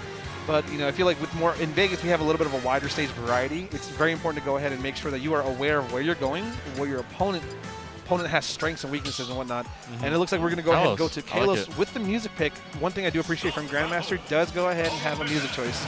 Even though he can't hear it right now, it's probably still running in his head. Yeah, I've told him before, it doesn't make any sense. He's picking the song, and I'm like, there's no speakers here, bro. Remember, there are VOD reviews, and you can kind of get into the zone as well if you listen to it. As we move into game 2 here, maybe he doesn't want the song. It's bothering him that much that the song that he can't hear isn't correct. Hey, you know what? Shut up. Let people have their own intricate details. Maximize within efficiency, themselves. eliminate joy. See, Grandmaster opted to get off the stool and now sit on the couch here. That was the problem, yeah. One of the things I want a lot of players to understand is that, you know, your own personal comfort does matter when you are competing. If you're not in the right headspace, you're not going to compete as optimal as you would like. So something as little as maybe, you know, what you're wearing versus where you're sitting, the temperature of the room, make sure you're comfortable, because if you're not able to perform and focus your all on the game, you know, you're just hindering yourself. And no Johns, but you didn't prepare adequately. So I appreciate Grandmaster, you know, resetting himself, putting himself in a different position, possibly getting more comfortable to hopefully have a better outcome, because that first game, unfortunately, really did not go in his favor. This one's starting off much more even, and he actually jumped out to a little bit of a lead, has Foe in disadvantage. Ness being, although Ness has some of the strongest aerials in the game in regards to combo, damage, kills, still is a very linear character when it comes to recovery and landing when he's above you. Yeah, and what I'm liking is Grandmaster's going for moves that directly challenge Foe's moves. These dash attacks, these bears. He's saying, like, sure, you might throw out a move, but my move's better. Exactly, and that's confidence in your character, confidence in your playstyle, and I really want to see more coming out of Grandmaster as far as that type of confidence, you know, and we're definitely seeing it because, does not get that up smash. Foe delays That was an it. amazing angle from Foe. Absolutely, yeah. He's the master when it comes to you know, angling that PK Thunder, but Grandmaster ready for that ledge option and gets that backer to go ahead and seal the stock in a completely different environment that we were in compared to that first game, because last time Foe was in a commanding lead all the way through, and just like you said, they can have a volatile set, and right now Grandmaster doesn't even look like he lost the first game. It looks like he's coming off a full head of steam and is ready to go ahead and secure a Game 2 win, even though he lost the first one. Yeah, these guys are definitely used to fighting each other, and something like a bad game will not set them back. They know what they have to do. They know how to do it. They just have to show that they can do it. Grandmaster right there was able to go ahead and get 2 up airs, and then was able to read that air dodge and get a back air. Fantastic play so far coming up, and although wasn't able to go ahead and get that up smash, Foe puts him off stage and is able to go ahead and read the air dodge and nares him off stage for netting his first stock of this game too. But 71% is a great amount of damage, knocking on another 14% with that dash attack. Grandmaster, great pivot grab. I'm loving these dash attacks. He was not using these enough. Yeah, absolutely. Yeah, this is a great adaptation is key when you are at a deficit, and Grandmaster showing that he's not just a one-trick pony, able to change the way he plays mid-set, which is super critical. And he's able to go ahead and complete it with an errant B coming from Foe with that taunt. That was a really ballsy PK Thunder too. I think he was honestly just a poor. He was kind of like a desperate situation in which, I think he saw when he had launched it that this is not going to be good. So he pretty much went for the, this might hit. If it doesn't, I'm going to die scenario. If it hits, it kills. If it doesn't, well, exactly. Yeah, it was one of tried. those. Yeah, But now Foe is ledge trapping Grandmaster pretty effectively. Has him at 121. Oh, and Ooh, that's a nice call out. amazing reaction from Grandmaster, because one of the things that Foe or Ness can do is down tilt one to grab and catch people off guard. It's not necessarily true, as Grandmaster's showing right there. He went ahead and just got him a grab and was able to break up the pressure that Foe was putting in, and a little bit of spaghetti coming from both players. But Grandmaster, fantastic position at 60, has Foe at 61, survives the dash attack. Can he survive the BK Thunder? Nice! He was able to up beyond stage really and nice. get a back air. Fantastic play, another back air. No double jump coming out of Ness. How is Grandmaster going to secure the stock? Spike? Oh, and no, Foe just went too low, could not make it. And you That know was what? really Just like you said, volatile. Although it was not a 3-stock, Grandmaster returns the favor game 2 with his own 2-stock. Exactly. And I want to go back to that down tilt situation where Foe was down tilting Grandmaster's shield. It's very hard to do anything if Foe decides he wants to down tilt again. Yes. But the thing is, when you're at a high enough percent, you have to be aware that sometimes the Ness wants to down tilt into a grab. They want to bait you into the idea that you don't have any option besides shield, so they can throw you away. Exactly. And it was phenomenal, because in the sense of like Grandmaster's awareness is, you know, and that player familiarity came into play where he said, you know what, I know what you're looking for. I've been hit by this before. Adaptation and understanding of your opponent. So although this is maybe like a favorable matchup for Palutena, you got to remember that there's also a player matchup involved as well between these two guys. And, you know, it can never be understated, as both of these guys so far have a win. And now we're coming into a very, very critical game 3 that's going to go ahead. Considered a winning matchup for Palutena? I thought it was even. You know, to be very honest, matchups in this game, I still am yet to really confidently define favorable or not. But I would think that Palutena, with the mobility and you know, the shield options against Ness's multi-hits, is just enough to go ahead and mess with it. I can see it being winning, definitely. I wouldn't say it's a significant win. Yeah. I would definitely say it's a slight favor, just because of the fact that Ness really does well against tall characters as far as being able to like hit landing aerials and whatnot and combo them into it, and Palutena falls victim to that, I think. Yeah, tossing those PK fires from up high. Right. When you're tall, those are a threat. Yeah, absolutely. And so now we're going to go ahead and actually shift into Smashville for game 3. Let's see. I wonder why they restarted, because this is the stage they were just on. I wonder. That's actually a good point. I'm liking what Foe tried to do off stage right there. Yeah. He went for a really, really early kill. If his idea panned out, Grandmaster would not be alive right now. Absolutely, yeah. That would have definitely been a quick stock. But kudos to Grandmaster for being able to recognize and just understanding I need to get back on stage. And that's with that long air dodge, able to go ahead and return basically his 3rd jump. That up tilt. Yeah, that up tilt. That was a brave up tilt because he was coming down with a downer, right? Yeah, he challenged that down air and he beat it. Yeah. But that was brave, because that down air could have led to a lot. It was a very awkward anti-air. Right now, Foe with a little bit of under 50% lead, but now gets that backer over 50%. Grandmaster in a tough spot here, has to now go ahead and deal with Ness ledge trapping up, air dodges back into the yo-yo, and Foe's able to clean up that stock at only 44%. So Foe jumped out to a quick lead here. Let's see what Grandmaster can go and do to bring it right back. Gets a dash attack off the ledge here. I thought he was going for a spike when he went off stage like that. Yeah. Forward air. Goes for the magnet. Doesn't get anything out of that one. Possibly a trap to get another downer. A downer, I should say. Yeah, he's definitely going for magnet down air or magnet bear. Either way, that would have been very, very fast for Grandmaster. Get up. I'm surprised he got up and didn't get up attack. Yeah, that was brave. Sus? That was pretty sus, honestly. Yeah, I don't want to call it brave. I think that's irresponsible. It wasn't brave. It was very irresponsible. Yeah. It was not a good idea, and he's lucky it worked. But hey, it worked. Oh, and he's able to get that PK flash, but at 77. Grandmaster's only put 33% on this stock, and ooh, that back throw is gonna do it. Ooh, now another. Like you said, these guys went back and forth, extremely volatile. You would think, again, with such a commanding victory from Grandmaster in Game 2, that he'd be able to carry the momentum.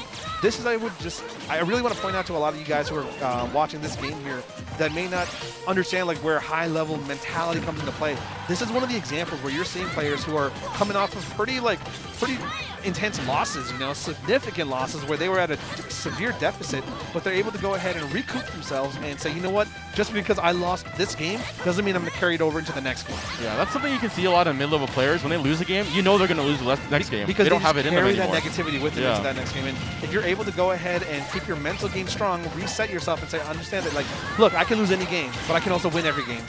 You'll be able to succeed way, way more often. And that down tilt's going to go ahead and prevent him from coming with that PK Thunder 2.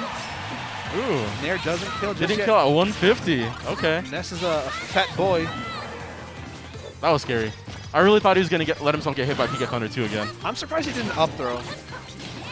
That's a good point because he has a better time juggling than he does edge guarding. and I believe up throw has the ability to go and kill, but he's able to get that first stock at 69. Nice. With that forwarder, but we got to see what Grandmaster can do because, again, he's on his last stock in Game 3. He's extremely pivotal out of a best of 5 set. You know what? I didn't even notice he was on last stock. I thought he had another stock. Yeah, that's why Foe, like, I was mentioning the volatile play between these guys because, Grandmaster had a significant lead in that, won significantly with 2 stocks. And now all of a sudden Foe is, like, pretending as if it never happened. He's pretty much trying to play off the momentum of Game 1, ignoring Game 2 altogether. But Grandmaster doing a good job of getting a little bit of percent here. Hits that nair, gets an up there, has him at 67, but is at 91. So he has to be a little careful. What a pivot grab from Grandmaster. Gets the back throw. He's really good about those this set. Oh, and he goes a little low. Can he optimize? Oh, able to recover. I was really hoping Grandmaster would try something spicy and just kill Phil right maybe there. like a charge up smash, like for that regrab. Yeah, like, something, you know? It was so uneventful. We all got all excited, and he was like, yeah. Good work so far from Grandmaster. Has put Foe at 126%. Needs to be careful with his landing. Foe's looking for those grabs to get a little bit more percent and then close out the game. Can Grandmaster go ahead and come up with something? Hazard side B does not connect. These guys are now just throwing their projectiles. Boom. Now another great example of that matchup. Oh, what a great up air option. Base the forwarder. 93%. Let's see if Grandmaster is able to go ahead and secure this comeback. Foe still has him at 93%. So, again, down air. Up air. Survives. Ow. I love seeing those little exchanges where both players are hitting every button they can, and they're both missing. Yeah. Just the SpaghettiOs combo. Let's see, gets the back throw. What's he going to do? I wonder if he was trying to land right in front of Foe like that. No, was that a back air or down air? I thought that was a down air, but it sent sideways. I don't know if it was a sour spot.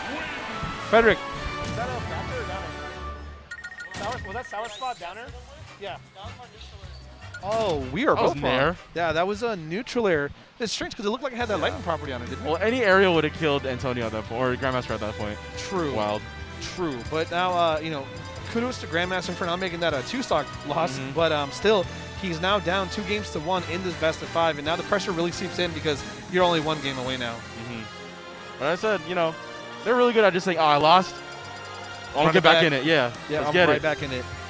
So I'm really not too worried about him mentally. We'll just kind of see if he can make the correct play style adjustments to take another game. Absolutely.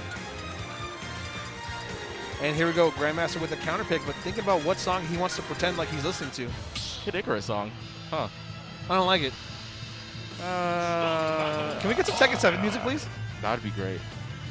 Yeah, I have to agree with you. I saw Kid Icarus and I was like, not really all that exciting, Like, no disrespect to Kid Icarus, but there's Tekken 7 music in this game.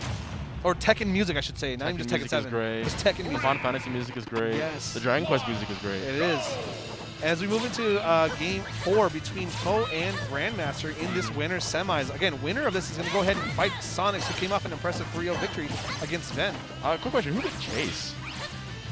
I'm sorry? Who beat Chase? I believe Ven put Chase in loser's bracket, and let's check. I definitely thought I would see Chase fighting one of these two. Oh, I believe Chase hasn't lost yet in loser's bracket. He's still in, I think. Yeah, but who did you lose to in winners? Ven. Oh, okay, really? Yeah. Yeah, Ven beat Chase 2-1, and then was able to go ahead and take a victory over you. Yeah. No, he didn't play me top today. 8. Oh, Chase was, yeah. Chase beat me up. And then Chase eliminated Frog, and Caius beat Ronnie. Now Ven and Caius are playing in loser's bracket, but back onto this match here, we actually have a very tight Game 4 between Foe and Grandmaster, sitting at pretty much at even percents here. This is the least volatile game we've had Absolutely, so far. Yeah, these guys are no one's just dominating the early game. And that's what's going to happen when you have a smaller stage like Small Battlefield. These two guys are going to go ahead and duke it out. And right now, that forward smash hits the shield, but is able to get dashed out with the counter. Feels just a little bit. I love how it's not even worth it for Ness to absorb that. It's like 2 damage. It's pretty much just, I don't want to get hit by this. Yeah. The explosive flame not able to go ahead and KO him. And that backer is going to go and take the stock. And here we go. Grandmaster taking the lead in this Game 4. So you know how I said it might not be worth it for him to absorb that? But if he didn't absorb them, that explosive flame might have killed him. Absolutely. The one that landed. And So maybe I'm just wrong. You're probably wrong. That drag down into down smash is able to go ahead and secure the stock. Again, these guys are slugging it out. You love to see these kind of games. High pace action between the two players right now. And we have Grandmaster pulling away slightly with a 50% lead. Down throw. Nice. Back air. Foe's off stage. Let's see what he can do. Goes ahead and absorbs 2%.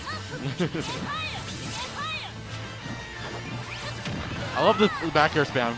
He's like, I don't have to approach right now, and any button you hit will lose to this. Yeah, that's a good understanding of his character and the matchup. Oh, using the TK Thunder. This time, instead of blowing himself up arrogantly, goes ahead and puts the pressure and hits his shield. Yeah, because if he hit himself, he would have died right there. Grandmaster would have to mess up real hard to not die there. The pressure coming in from Grandmaster, the presence, if you will. Does not get that. Ledge trapping is where Grandmaster excels. Absolutely. You know, it's something that's very interesting because like both these guys are very strong at ledge trapping, but it looks like they have a lot of opportunity when it comes to getting off the ledge. I don't want to say that it's because they're fighting against good ledge trappers. I just think that this is the opportunity in which all players need to be able to go ahead and defeat these guys. Down He's really consistent with those. Those down airs. It's unfortunate that, or down tilts. Yeah. But he's not getting anything after, so Foe's surviving for quite Honestly, a bit. getting this much percent and then leading into a trap like that with that dash attack is something. So Yeah, it's not a bad thing for it to land, yes. Absolutely. I was hoping he would get the follow-up. Maybe confirm a little bit earlier. Yeah.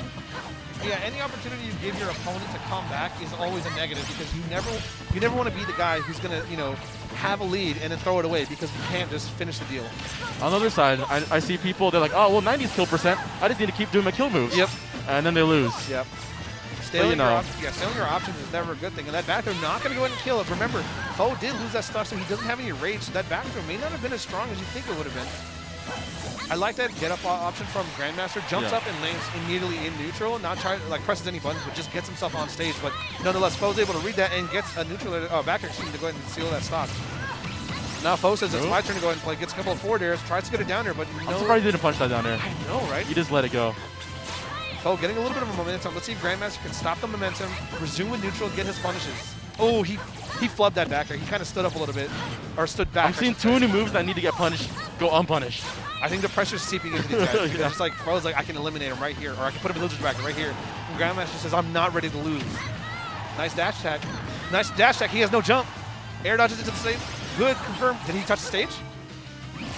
Oh, that back air. Oh, and then another back air. Misses the grab. Oh, now in disadvantage state. Grandmaster not able to get the down tilt. Got to be careful. Oh, what? Oh, no way! What happened? Wow, what an exchange! What a back air, and Foe was. That sums up a lot of the match. Oh yeah, a little bit of chaos here and there. You got to love the fact that if that up smash hit, he may have actually won the set right there. But now we're moving into a Game 5. Anticipated Game 5, What'd like you I had say? said earlier. Said it before they even started. Game 5. Yeah, but you were wrong about everything else, so it doesn't make up for it. No, I'm not. I'm just gonna. You said something about Mega Man being top 10 in the game, so. When did I say that? Nobody ever said that. You did. No. That's the kind of person you are. No. That's who you are as a human being. Top 10 on losing a hero. You're top 10 at losing to Hero? No. All right, we all heard it. He's top 10 at losing a Hero. Okay. Well, these guys are both top Z 5 is in this twisting my tournament. words. Let's go ahead and get into this Game 5 on PS2. So right where we started, we're right back. And right now, these guys are just exchanging some quick hits in neutral. Nothing too significant. 19 to 12% here, still pretty even. Foe gets forward air, another forward air, goes for another forward air, trying to get that landing. But Grandmaster misses his neutral and gets hit. Now Foe is pulling away with a little bit of lead. Has a 50% lead. Grandmaster gets a forward air to dash attack, brings it a little bit closer. Some of these air dodges that we're seeing, I feel like are so vulnerable. But these guys, I think they are understanding the player matchup and realizing that this is actually safe. That up smash is going to go ahead and hit. Ness a little bit heavier, doesn't die. And let's see what Grandmaster can go ahead and do to go ahead and close the stock because he now has a 30% lead after being down by about 50. The problem is about another smash attack like that, I don't think Grandmaster is going to be able to kill for a little bit longer. He needs to get him to like maybe 130 or so. Oh, I don't know about that with a double jump read from back here. Is able to go ahead and take that first stock for Grandmaster, and now Foe has a little bit of work to do. Gets the double jump read, and now Grandmaster recovers. Oh, nice high recovery. That was really good high recovery. He went over and fell into the ledge to where that yo-yo couldn't hit. The thing is, if he went straight for ledge, you have to let go of yo-yo immediately. Yeah. And he knew that, so he went high, Foe let go of yo-yo, and it missed. Yep. Now Grandmaster 127. This is that kill percent that Ness can go ahead and secure the side, but Grandmaster says, no, I'm taking this lead. I'm going to run with it. Has 62%, so great extra credit put on by Grandmaster for the next stock. It's just about keeping this momentum and saying that, you know what, I'm going to win, but he can't change the way he plays too much because this confidence, like that dash grab, is just what's getting him these victories. You're in kill percent from anything, and you run up and do that, that's, bold, very bold, but I would say it's earned because he's been able to put on that type of pressure. Well, the thing is, a lot of it is like conditioning with those back airs. You use it, and Foe's like, well, I have to be shielding because using a move I can't challenge. Yep. And that's when he runs up and grabs you. Absolutely. And Foe was able to go ahead and get that grab by punishing, by dashing back, and then getting that whiff grab and back going of his own. So now Foe at 99%. Again, no stranger to racking up percent and getting those early kills. We've seen him do it before, but Grandmaster's not really giving him the opportunity because he's playing, at this point, very safe by playing at a 3/4 of a stage angle. Yeah. And able to go ahead and weave in and out with those back airs and forward airs. Oh, Foe, a little bit too much rage, I think, on that forward air because that multi-hit normally change into a grab. But he's not able to get it, so he has to get his percent the hard way now. Yeah. I can only imagine if that grab landed.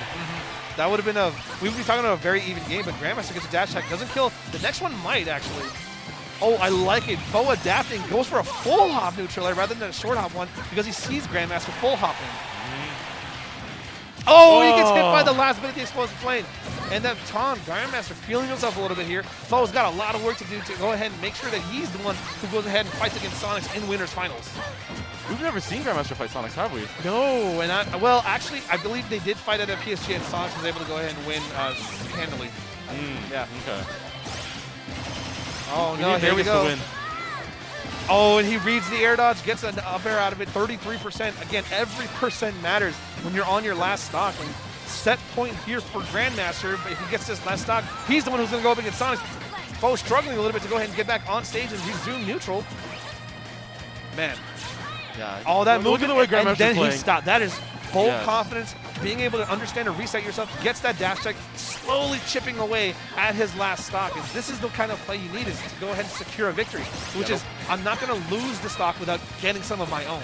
The way Grandmaster's playing right now involves such a high awareness of the fact that he has a lead. Yeah. And that he doesn't need to risk anything. Yeah, Foe flubbing up. I think he went to drop down forward air, accidentally gets a forward smash on the platform. Luckily, he wasn't punished too hard.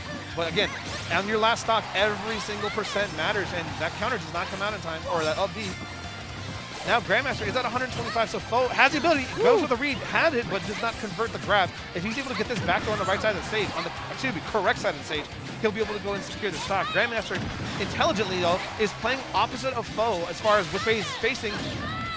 What an That angle. delay was so good. That's that power of playing Ness for like a million years. He's been playing since Brawl, right? Oh my god, yeah. He probably since 64. Now, Foe at 100, that up smash is going to go ahead and get the 2-frame, and Grandmaster is going to go ahead and take Winners Finals against Foe. Spicy game. And he's going to go up against Sonics, while Foe will fall into the loser's bracket, where I think he is going to go ahead and go up against Chase. So if one Palutena wasn't enough, we have an Invader who's going to go up against Foe as well. And Chase and Grandmaster right now, oh my No, it's god, not they're Chase. kissing! Chase isn't losers. I'm sorry. It's Sonics. No. Foe is going to go up against Chase. Oh, okay. You said Grandmaster. I'm sorry, Grandmaster's going up against Sonics in Yeah. Winners Finals. Chase will be fighting against Foe in Losers Quarters. I want to see that on stream too. Oh well, unfortunate. I know he's a bathroom. And for those of you guys who are just joining us right now, we did have a very, very exciting winners semis between Foe and Grandmaster. Grandmaster was able to go ahead and edge out Foe to go ahead and secure his spot into Winners Finals. And now he's going to be going up against the Invader. No stranger to Vegas, though, Sonics. Coming up, we're going to have Grandmaster and Sonics in Winners Finals. This is going to be a best of 5. Foe is going to go ahead and drop down into the losers bracket, and he's going to be competing against Chase. And on the other side of losers bracket, to go and round out the remaining 6 players, we have Ven and Caius. Yep. I'm actually recording on that setup over behind us, on that side. Which side? Oh, behind this one? Yep. Okay, wait, who's back there? I think it is. I can't even see. I think it's Chase and Foe. Yeah, it's Foe and Chase. It's Foe and Chase. Oh, okay. Yeah, losers quarters. Yeah, losers quarters. Yeah, so Chase and Foe are going to be playing in losers quarters bracket right now, and they're duking it out on a recorded setup. So we will be seeing some VODs. So if you are interested in watching that one, it will be recorded and uploaded on this dude's channel. You can't see, but I'm pointing to him. Putting them on my YouTube channel. Yep, he's going to be putting it on his YouTube channel. So just make sure that you are tuning in. Plug yourself. I forgot what the name of it. YouTube VE Productions. Yeah, so if you want to watch Chase and Foe, be sure to check out VE Productions on YouTube. We're going to have that as well as the matches that are being streamed here, as these are going to be uploaded as well in the VOD. So stay tuned for more action. Right now, we're going to have Sonics and Grandmaster going into Winners finals, 3 out of 5, and Grandmaster electing to use Robin. Let's see. He's not a stranger to using this character. It's definitely one of his stronger secondary / co-mains. Fist bumps are up. Sonic versus Robin, winners finals. 2, 1, go! Sonic's starting out with a spin dash into a forward air for 25%. Gets a little bit of a lead. We're going to start on PS2. We're seeing a lot of thunders from Robin. Good trade right there. He's able to go ahead and bring it right back. Now, Grandmaster with a little bit of a lead. Very early into the game here, and we're looking at a situation where, oh my goodness, Sonics is putting on the pressure already. Goes for the throw with that border, super aggressive off stage. And right now, still chasing across, goes from one end of the stage to the other, and Sonics, just like that, has now earned himself a 35% lead. Oof, and that backer mixing up Grandmaster by going in front, behind, gets another backer. Now off stage, what's Sonic's going to go ahead and do? Does not get that backer to complete the stock. Good job from Grandmaster making the back here, but now he's facing a 60% deficit just like that. Sonic's racking up the damage. Sonic's, where he is so strong on the ledge with a character that's able to move around so fast and create chaos, just keeps throwing Grandmaster off stage. Grandmaster gets up with a band grab. Don't know the name of that one, but he's able to go and recover a tiny bit of health, but able to go and secure himself. Unfortunately, ends up right back on the ledge. That forward tilt, canceling out the arc fire, which would have been able to actually set up Grandmaster for a lot of potential damage for a stock, and that spring is causing chaos right now. Grandmaster not able to recover, took another 20% just from the spring, multiple hits of the spring. Now, although Grandmaster is at a 40% deficit, we are definitely in the range between both these characters being able to secure the stock with their kills. So at this range, it's really now all about who can execute their game plan. Sonic gets a back throw, spins off. Oh my gosh, and that spring is really not letting him come back, and the homing attack closes out Grandmaster's first stock here. Sonic getting a little bit of a lead here. Oh my gosh, up air, homing attack. Spin dash, before that, gets 50%, and just like that, we are looking at Sonic just running away with this game. Oh my gosh, wow, great reaction from Sonic. Not able to go and secure the stock just yet. Grandmaster needs to get another strong hit. Sonic is not giving it to him. There's really a significant level of difference between the ledge trapping between these two players here. Although Sonic is starting a little bit, he's not really taking on any additional damage, and that weak neutral air kills. I mean, he was at a high enough percent, but Sonic still was able to get a 51% lead on that first stock and get some forward smash. At 68, and Grandmaster whips a forward air. Now at 87, that homing attack is really a pain in Grandmaster's side right now. It's strange, like these mid-screen interactions and up-close interactions between the two are going in Sonic's favor. You'd think the Grandmaster would need to go ahead and utilize something more like a jab, but unfortunately he doesn't. Does not get any percent on that stock, and now Sonic's huge lead on this game one. Strong forward air, does not get another one. Even though Sonic did crap fall onto the platform, it was an opportunity for Grandmaster to rack a little damage, but gets two more strong neutral airs, able to put on 36, but just like that, Sonic says, you know what, I can put on some damage too. Grab 21 from a jab after an up air. Homing attack finally does not connect, but it doesn't matter. Sonic is hitting Grandmaster with every button in the book. Full utilization of his character. You'd love to see this kind of a play from someone who really understands their main. Now 52-51%. This would be a close game. However, Sonic has a full stock lead, and that forward air is going to secure the game.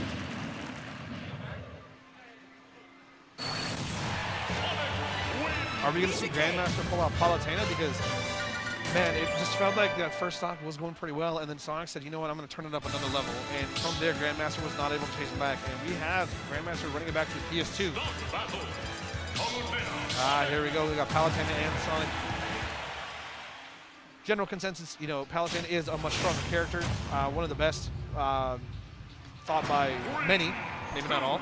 But it's a character that we're definitely going to go ahead and see now in this game too against Sonics. And what we're going to go ahead and start off with is a little bit of neutral play. Nothing too crazy coming in. And I am now joined by the Zelda legend himself, Benjamin Venerino. For those of you guys who didn't know, Ben's real name is Benjamin. Yeah. So right now, you may not have seen it, but Sonics actually was able to secure Game 1 victory by taking out Grandmaster's Robin. And now after that, like, solid win, Uh-huh. he switched over to Palutena, and right now he's carrying on more of what happened last game, which is just a secure lead. Grandmaster finally getting his explosive flame into auto reticle, getting 23%, but Sonic's just so fast, putting on so much damage, and it looks like he's really winning at the ledge because he's able to go ahead and get these ledge traps. He's able to run off stage when he's got his opponent disadvantage and gets these forwarders to just clean out stocks just like that. Whether you get 30% or 130%, he is finding these forwarders at the very edge. Yeah, I think Grandmaster just has trouble approaching because usually he has a free time. He's Palutena, he dash attacks, he can get in for free. But Just I feel like like, yeah, against a character like Sonic and then Sonic's as a player himself, he knows his way around that. And he's also really good at just baiting out stuff. Like he's like, I know you want this, so I'm gonna punish you for it. Absolutely, and Sonic's offense is very polished because you can see when he's in, he's gonna get his own, and he's able to adapt and just flex how he's playing so much to where, like, you think that, okay, spin dash and gotta get out because I didn't confirm. He says, no, I'm coming back in there, but now I'm gonna go ahead and put a weak neutral air, weak back air, but just like that, on a neutral get up, Grandmaster was able to get what he foe with so much was that up smash to secure stock. Now, that neutral air did not get Grandmaster any damage, but he's able to get a second neutral air, gets another one, gets an up air, gets a platform, gets on the air dodge, something he did a lot against foe, and gets another up air. All right, so now he's starting to get a little bit of confidence here, get some damage, another neutral air, 6-4, just like that. Grandmaster with his first lead midway through a game. Gets a back air against his multi-hit forwarder. Another reason why Palutena is so strong, that invincible back air. That's good. I like that. Yeah, that was good. Yeah, because he's able to say, you know what, I'm not going to play the left track game. I need to get back on stage, and let's see if he can do it again. Very good. I kind of saw a little change in Sonic's play because as soon as Grandmaster started punishing him on the ledge, he's like, all right, I'm just going to recover it lower. Yep. And then I think Grandmaster got used to the first one, and now he has to get used to the second one, and now he has to read between the two which one he's going to do. Yeah, the Yomi levels are really showing right now with Sonic's adapting and Grandmaster catching on a little bit. He's no longer has his lead that he had for about 3 seconds, but it's a much closer game.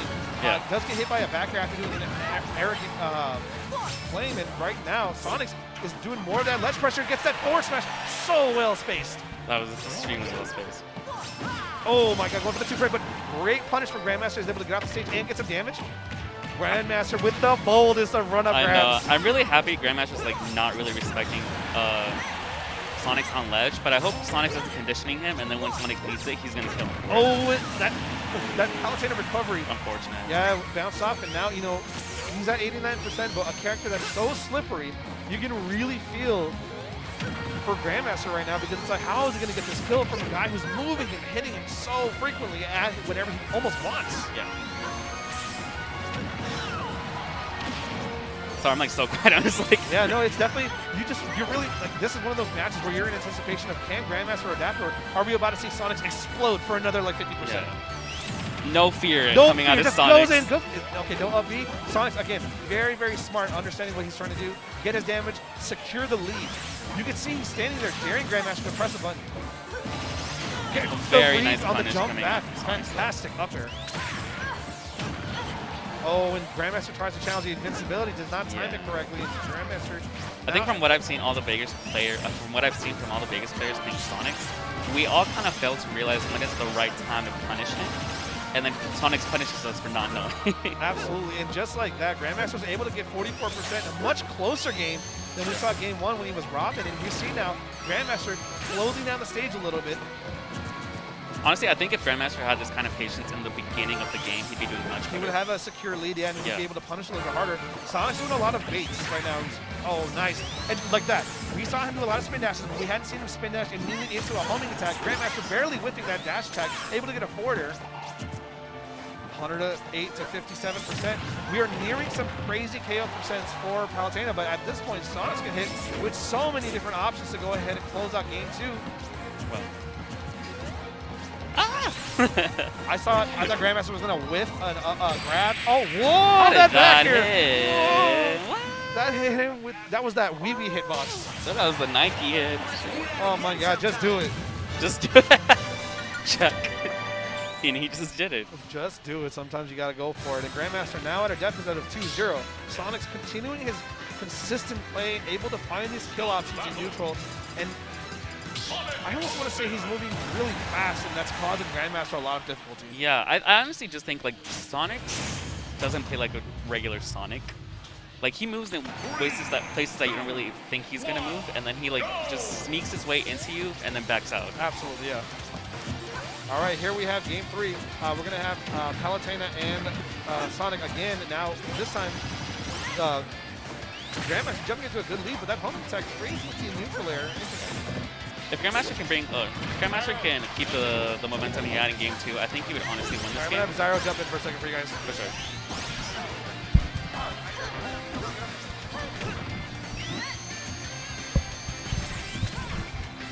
I'm now joined by Zyro. Hello, Zyro.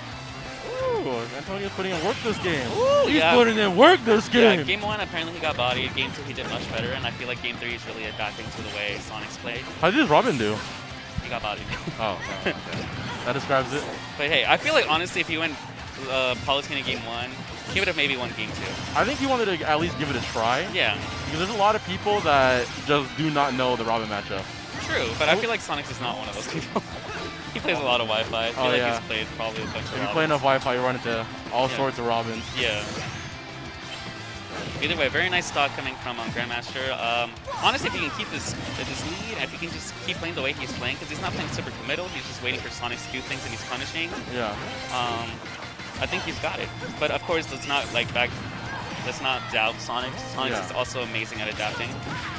One thing I thought was Grandmaster could afford to go in much harder, simply because he's playing a character whose buttons are obnoxious. Yeah. Very, very obnoxious. And I think that's what he's doing more this game. Last game he played a little bit more defensive. This game he's playing more aggressive. Which is, I think, what he needs to do, since he can afford to. Most characters can't. Yeah. But he's playing a character that can, and he needs to play like it. My opinion, anyway. Oh, yeah. But I think he also needs to be careful, and I feel like Sonic's is starting to catch on to his aggression. Yeah. Like that. So there's no way that was not a misinput. I don't think Grandmaster was going for some 5D F smash on the platform with no one around him. I mean, I thought maybe he thought Sonic was going to spin dash into him, because he usually does that little jump. Yeah. And he uses the platform to cover himself. So maybe that's what Grandmaster was looking for. That would have been a massive brain F smash if that worked. But I don't think that's what it was. Ooh.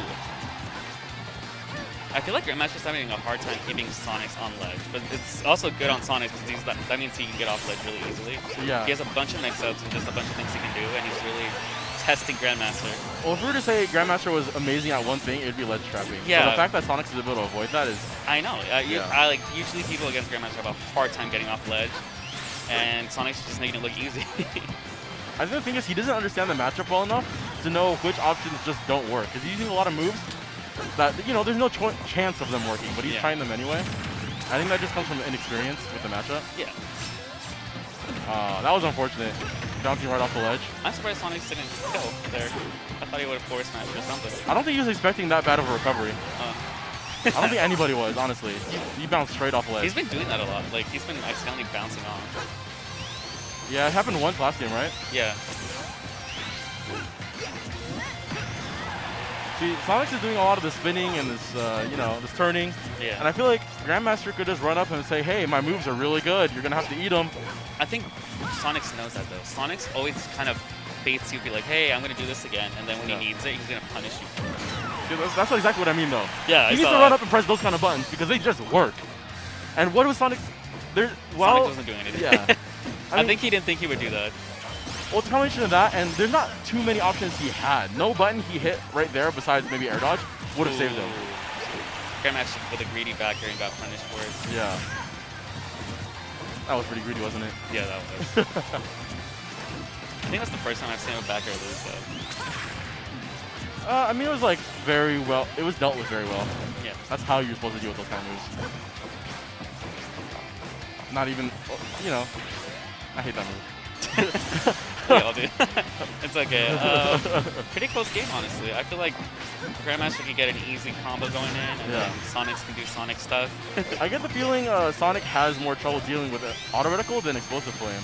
Yeah, I'm actually surprised he's not using it more. Yeah, he's doing a lot of explosive flame, but I'm like, he runs right past that. You can't just run past auto reticle. And like, he's gotten punished enough where I'm just like, I don't know why you're not. Yeah. This isn't. And maybe he knows something we don't, but I really feel like he could just be pressing that button and winning. Yeah. I think maybe he's also scared. Maybe he's like respecting Sonic. He's like, oh, I did it once. He knows now. But hey, it's working. So what I'm seeing is, Oh. that's not good. So what in Sonic? The two frame. Was it a two frame? Yeah. Oh, either way, great adaptation from Grandmaster, honestly. But much better than the first game. Yeah, definitely. Alright, I think I'm playing Fredward. All right, have fun, man. Stop battle.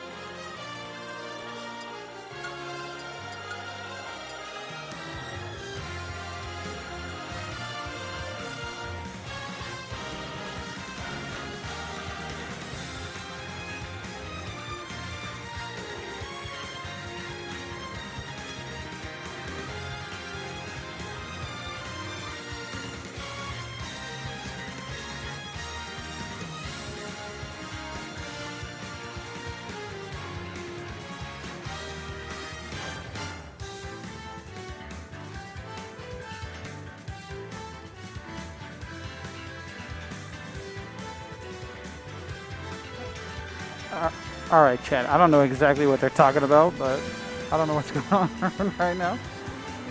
What's up, Adrian Pagan? Dre Charles, what up? Alonzo. Kalu, what up? Kevin, if you're still there, hi. Thanks everybody for enjoying some Vegas Smash tonight. We're at loser semis now. Oh man, just moving right along. I don't know exactly what's going on right now. They're talking about something. Yeah, that's exactly. Now ask you, that might be right.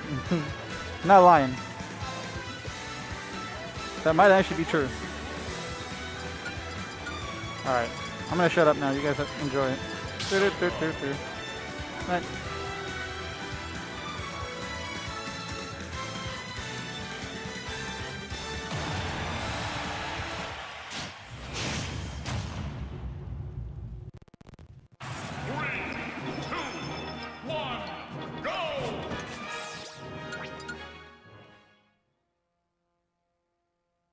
No contest.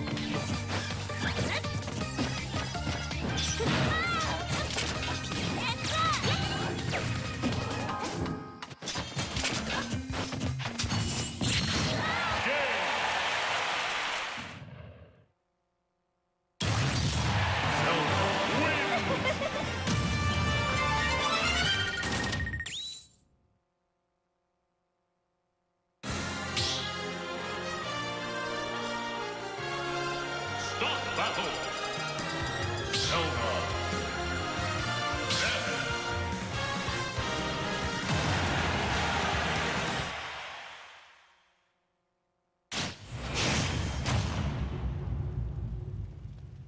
3, 2, 1, go!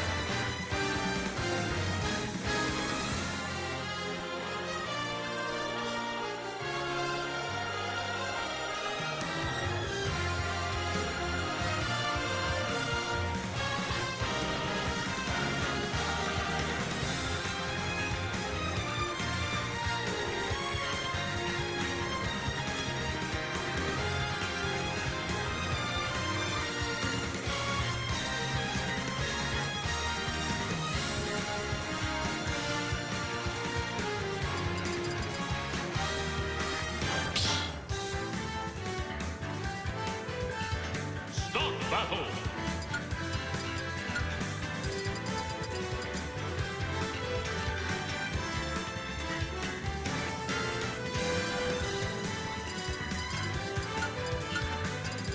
Zelda, Palutena.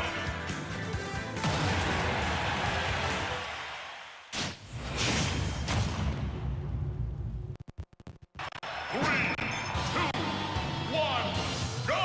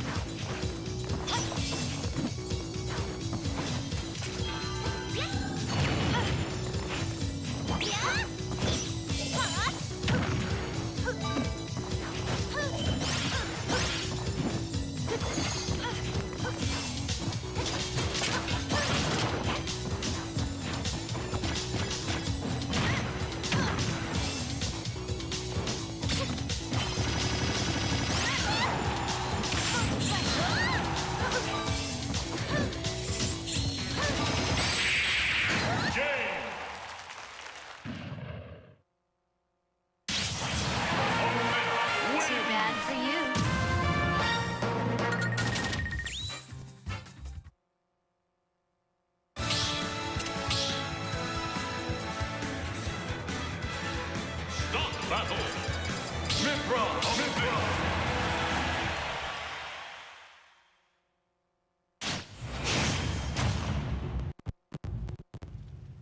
Three, two, one, go!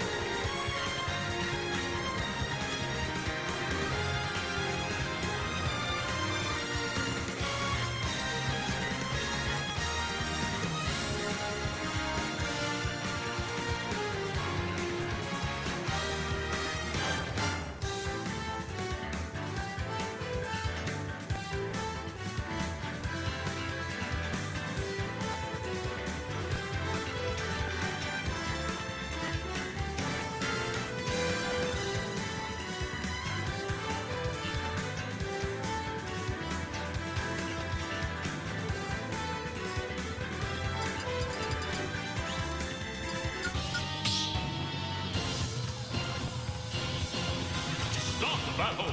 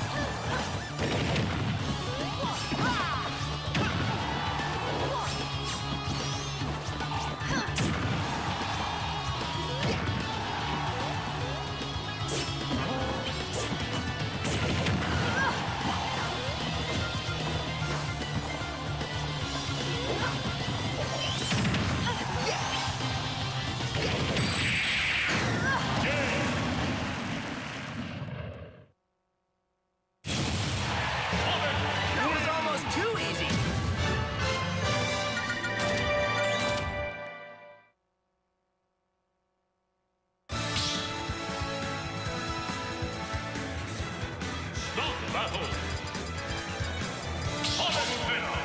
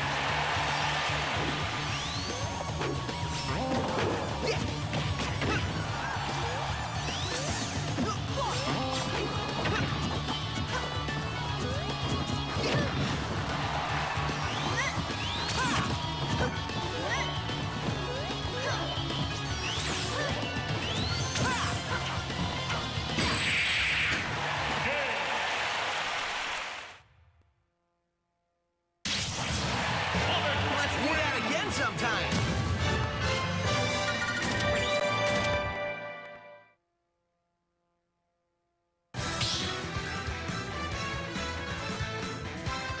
Start the battle. Sonic Venom. Sonic.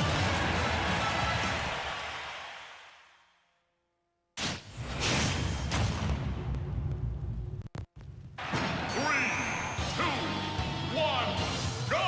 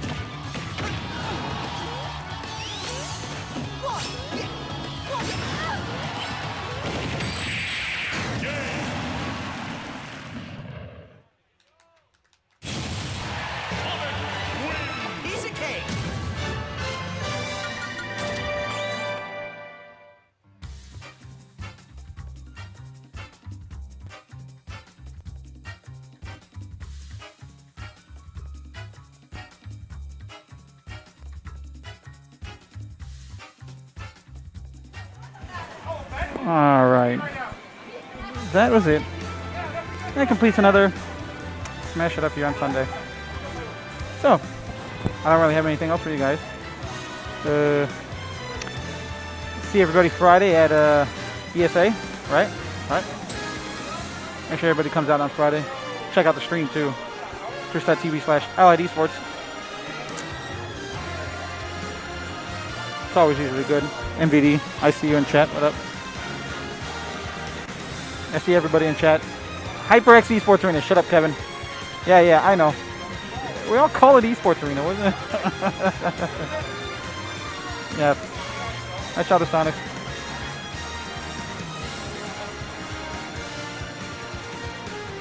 What's up, Team Kessick? Kid Slopes. I see everybody in chat. Dang. Brady 7867. What up? Dr. Iggy. Somebody just smacked into my computer. I'm gonna hurt him. Anyway. Night, everybody. See you guys next week. Boop.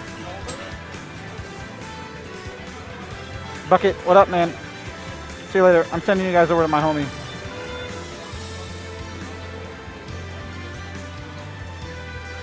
Sending you guys all over to my homie Hanzo Gonzo. You're gonna love this guy.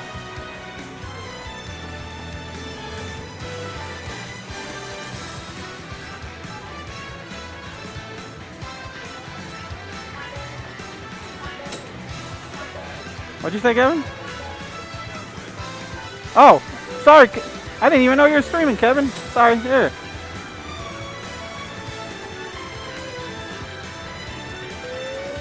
Kevin, are you streaming? You're not even streaming. Get out of here, Kevin. Be quiet.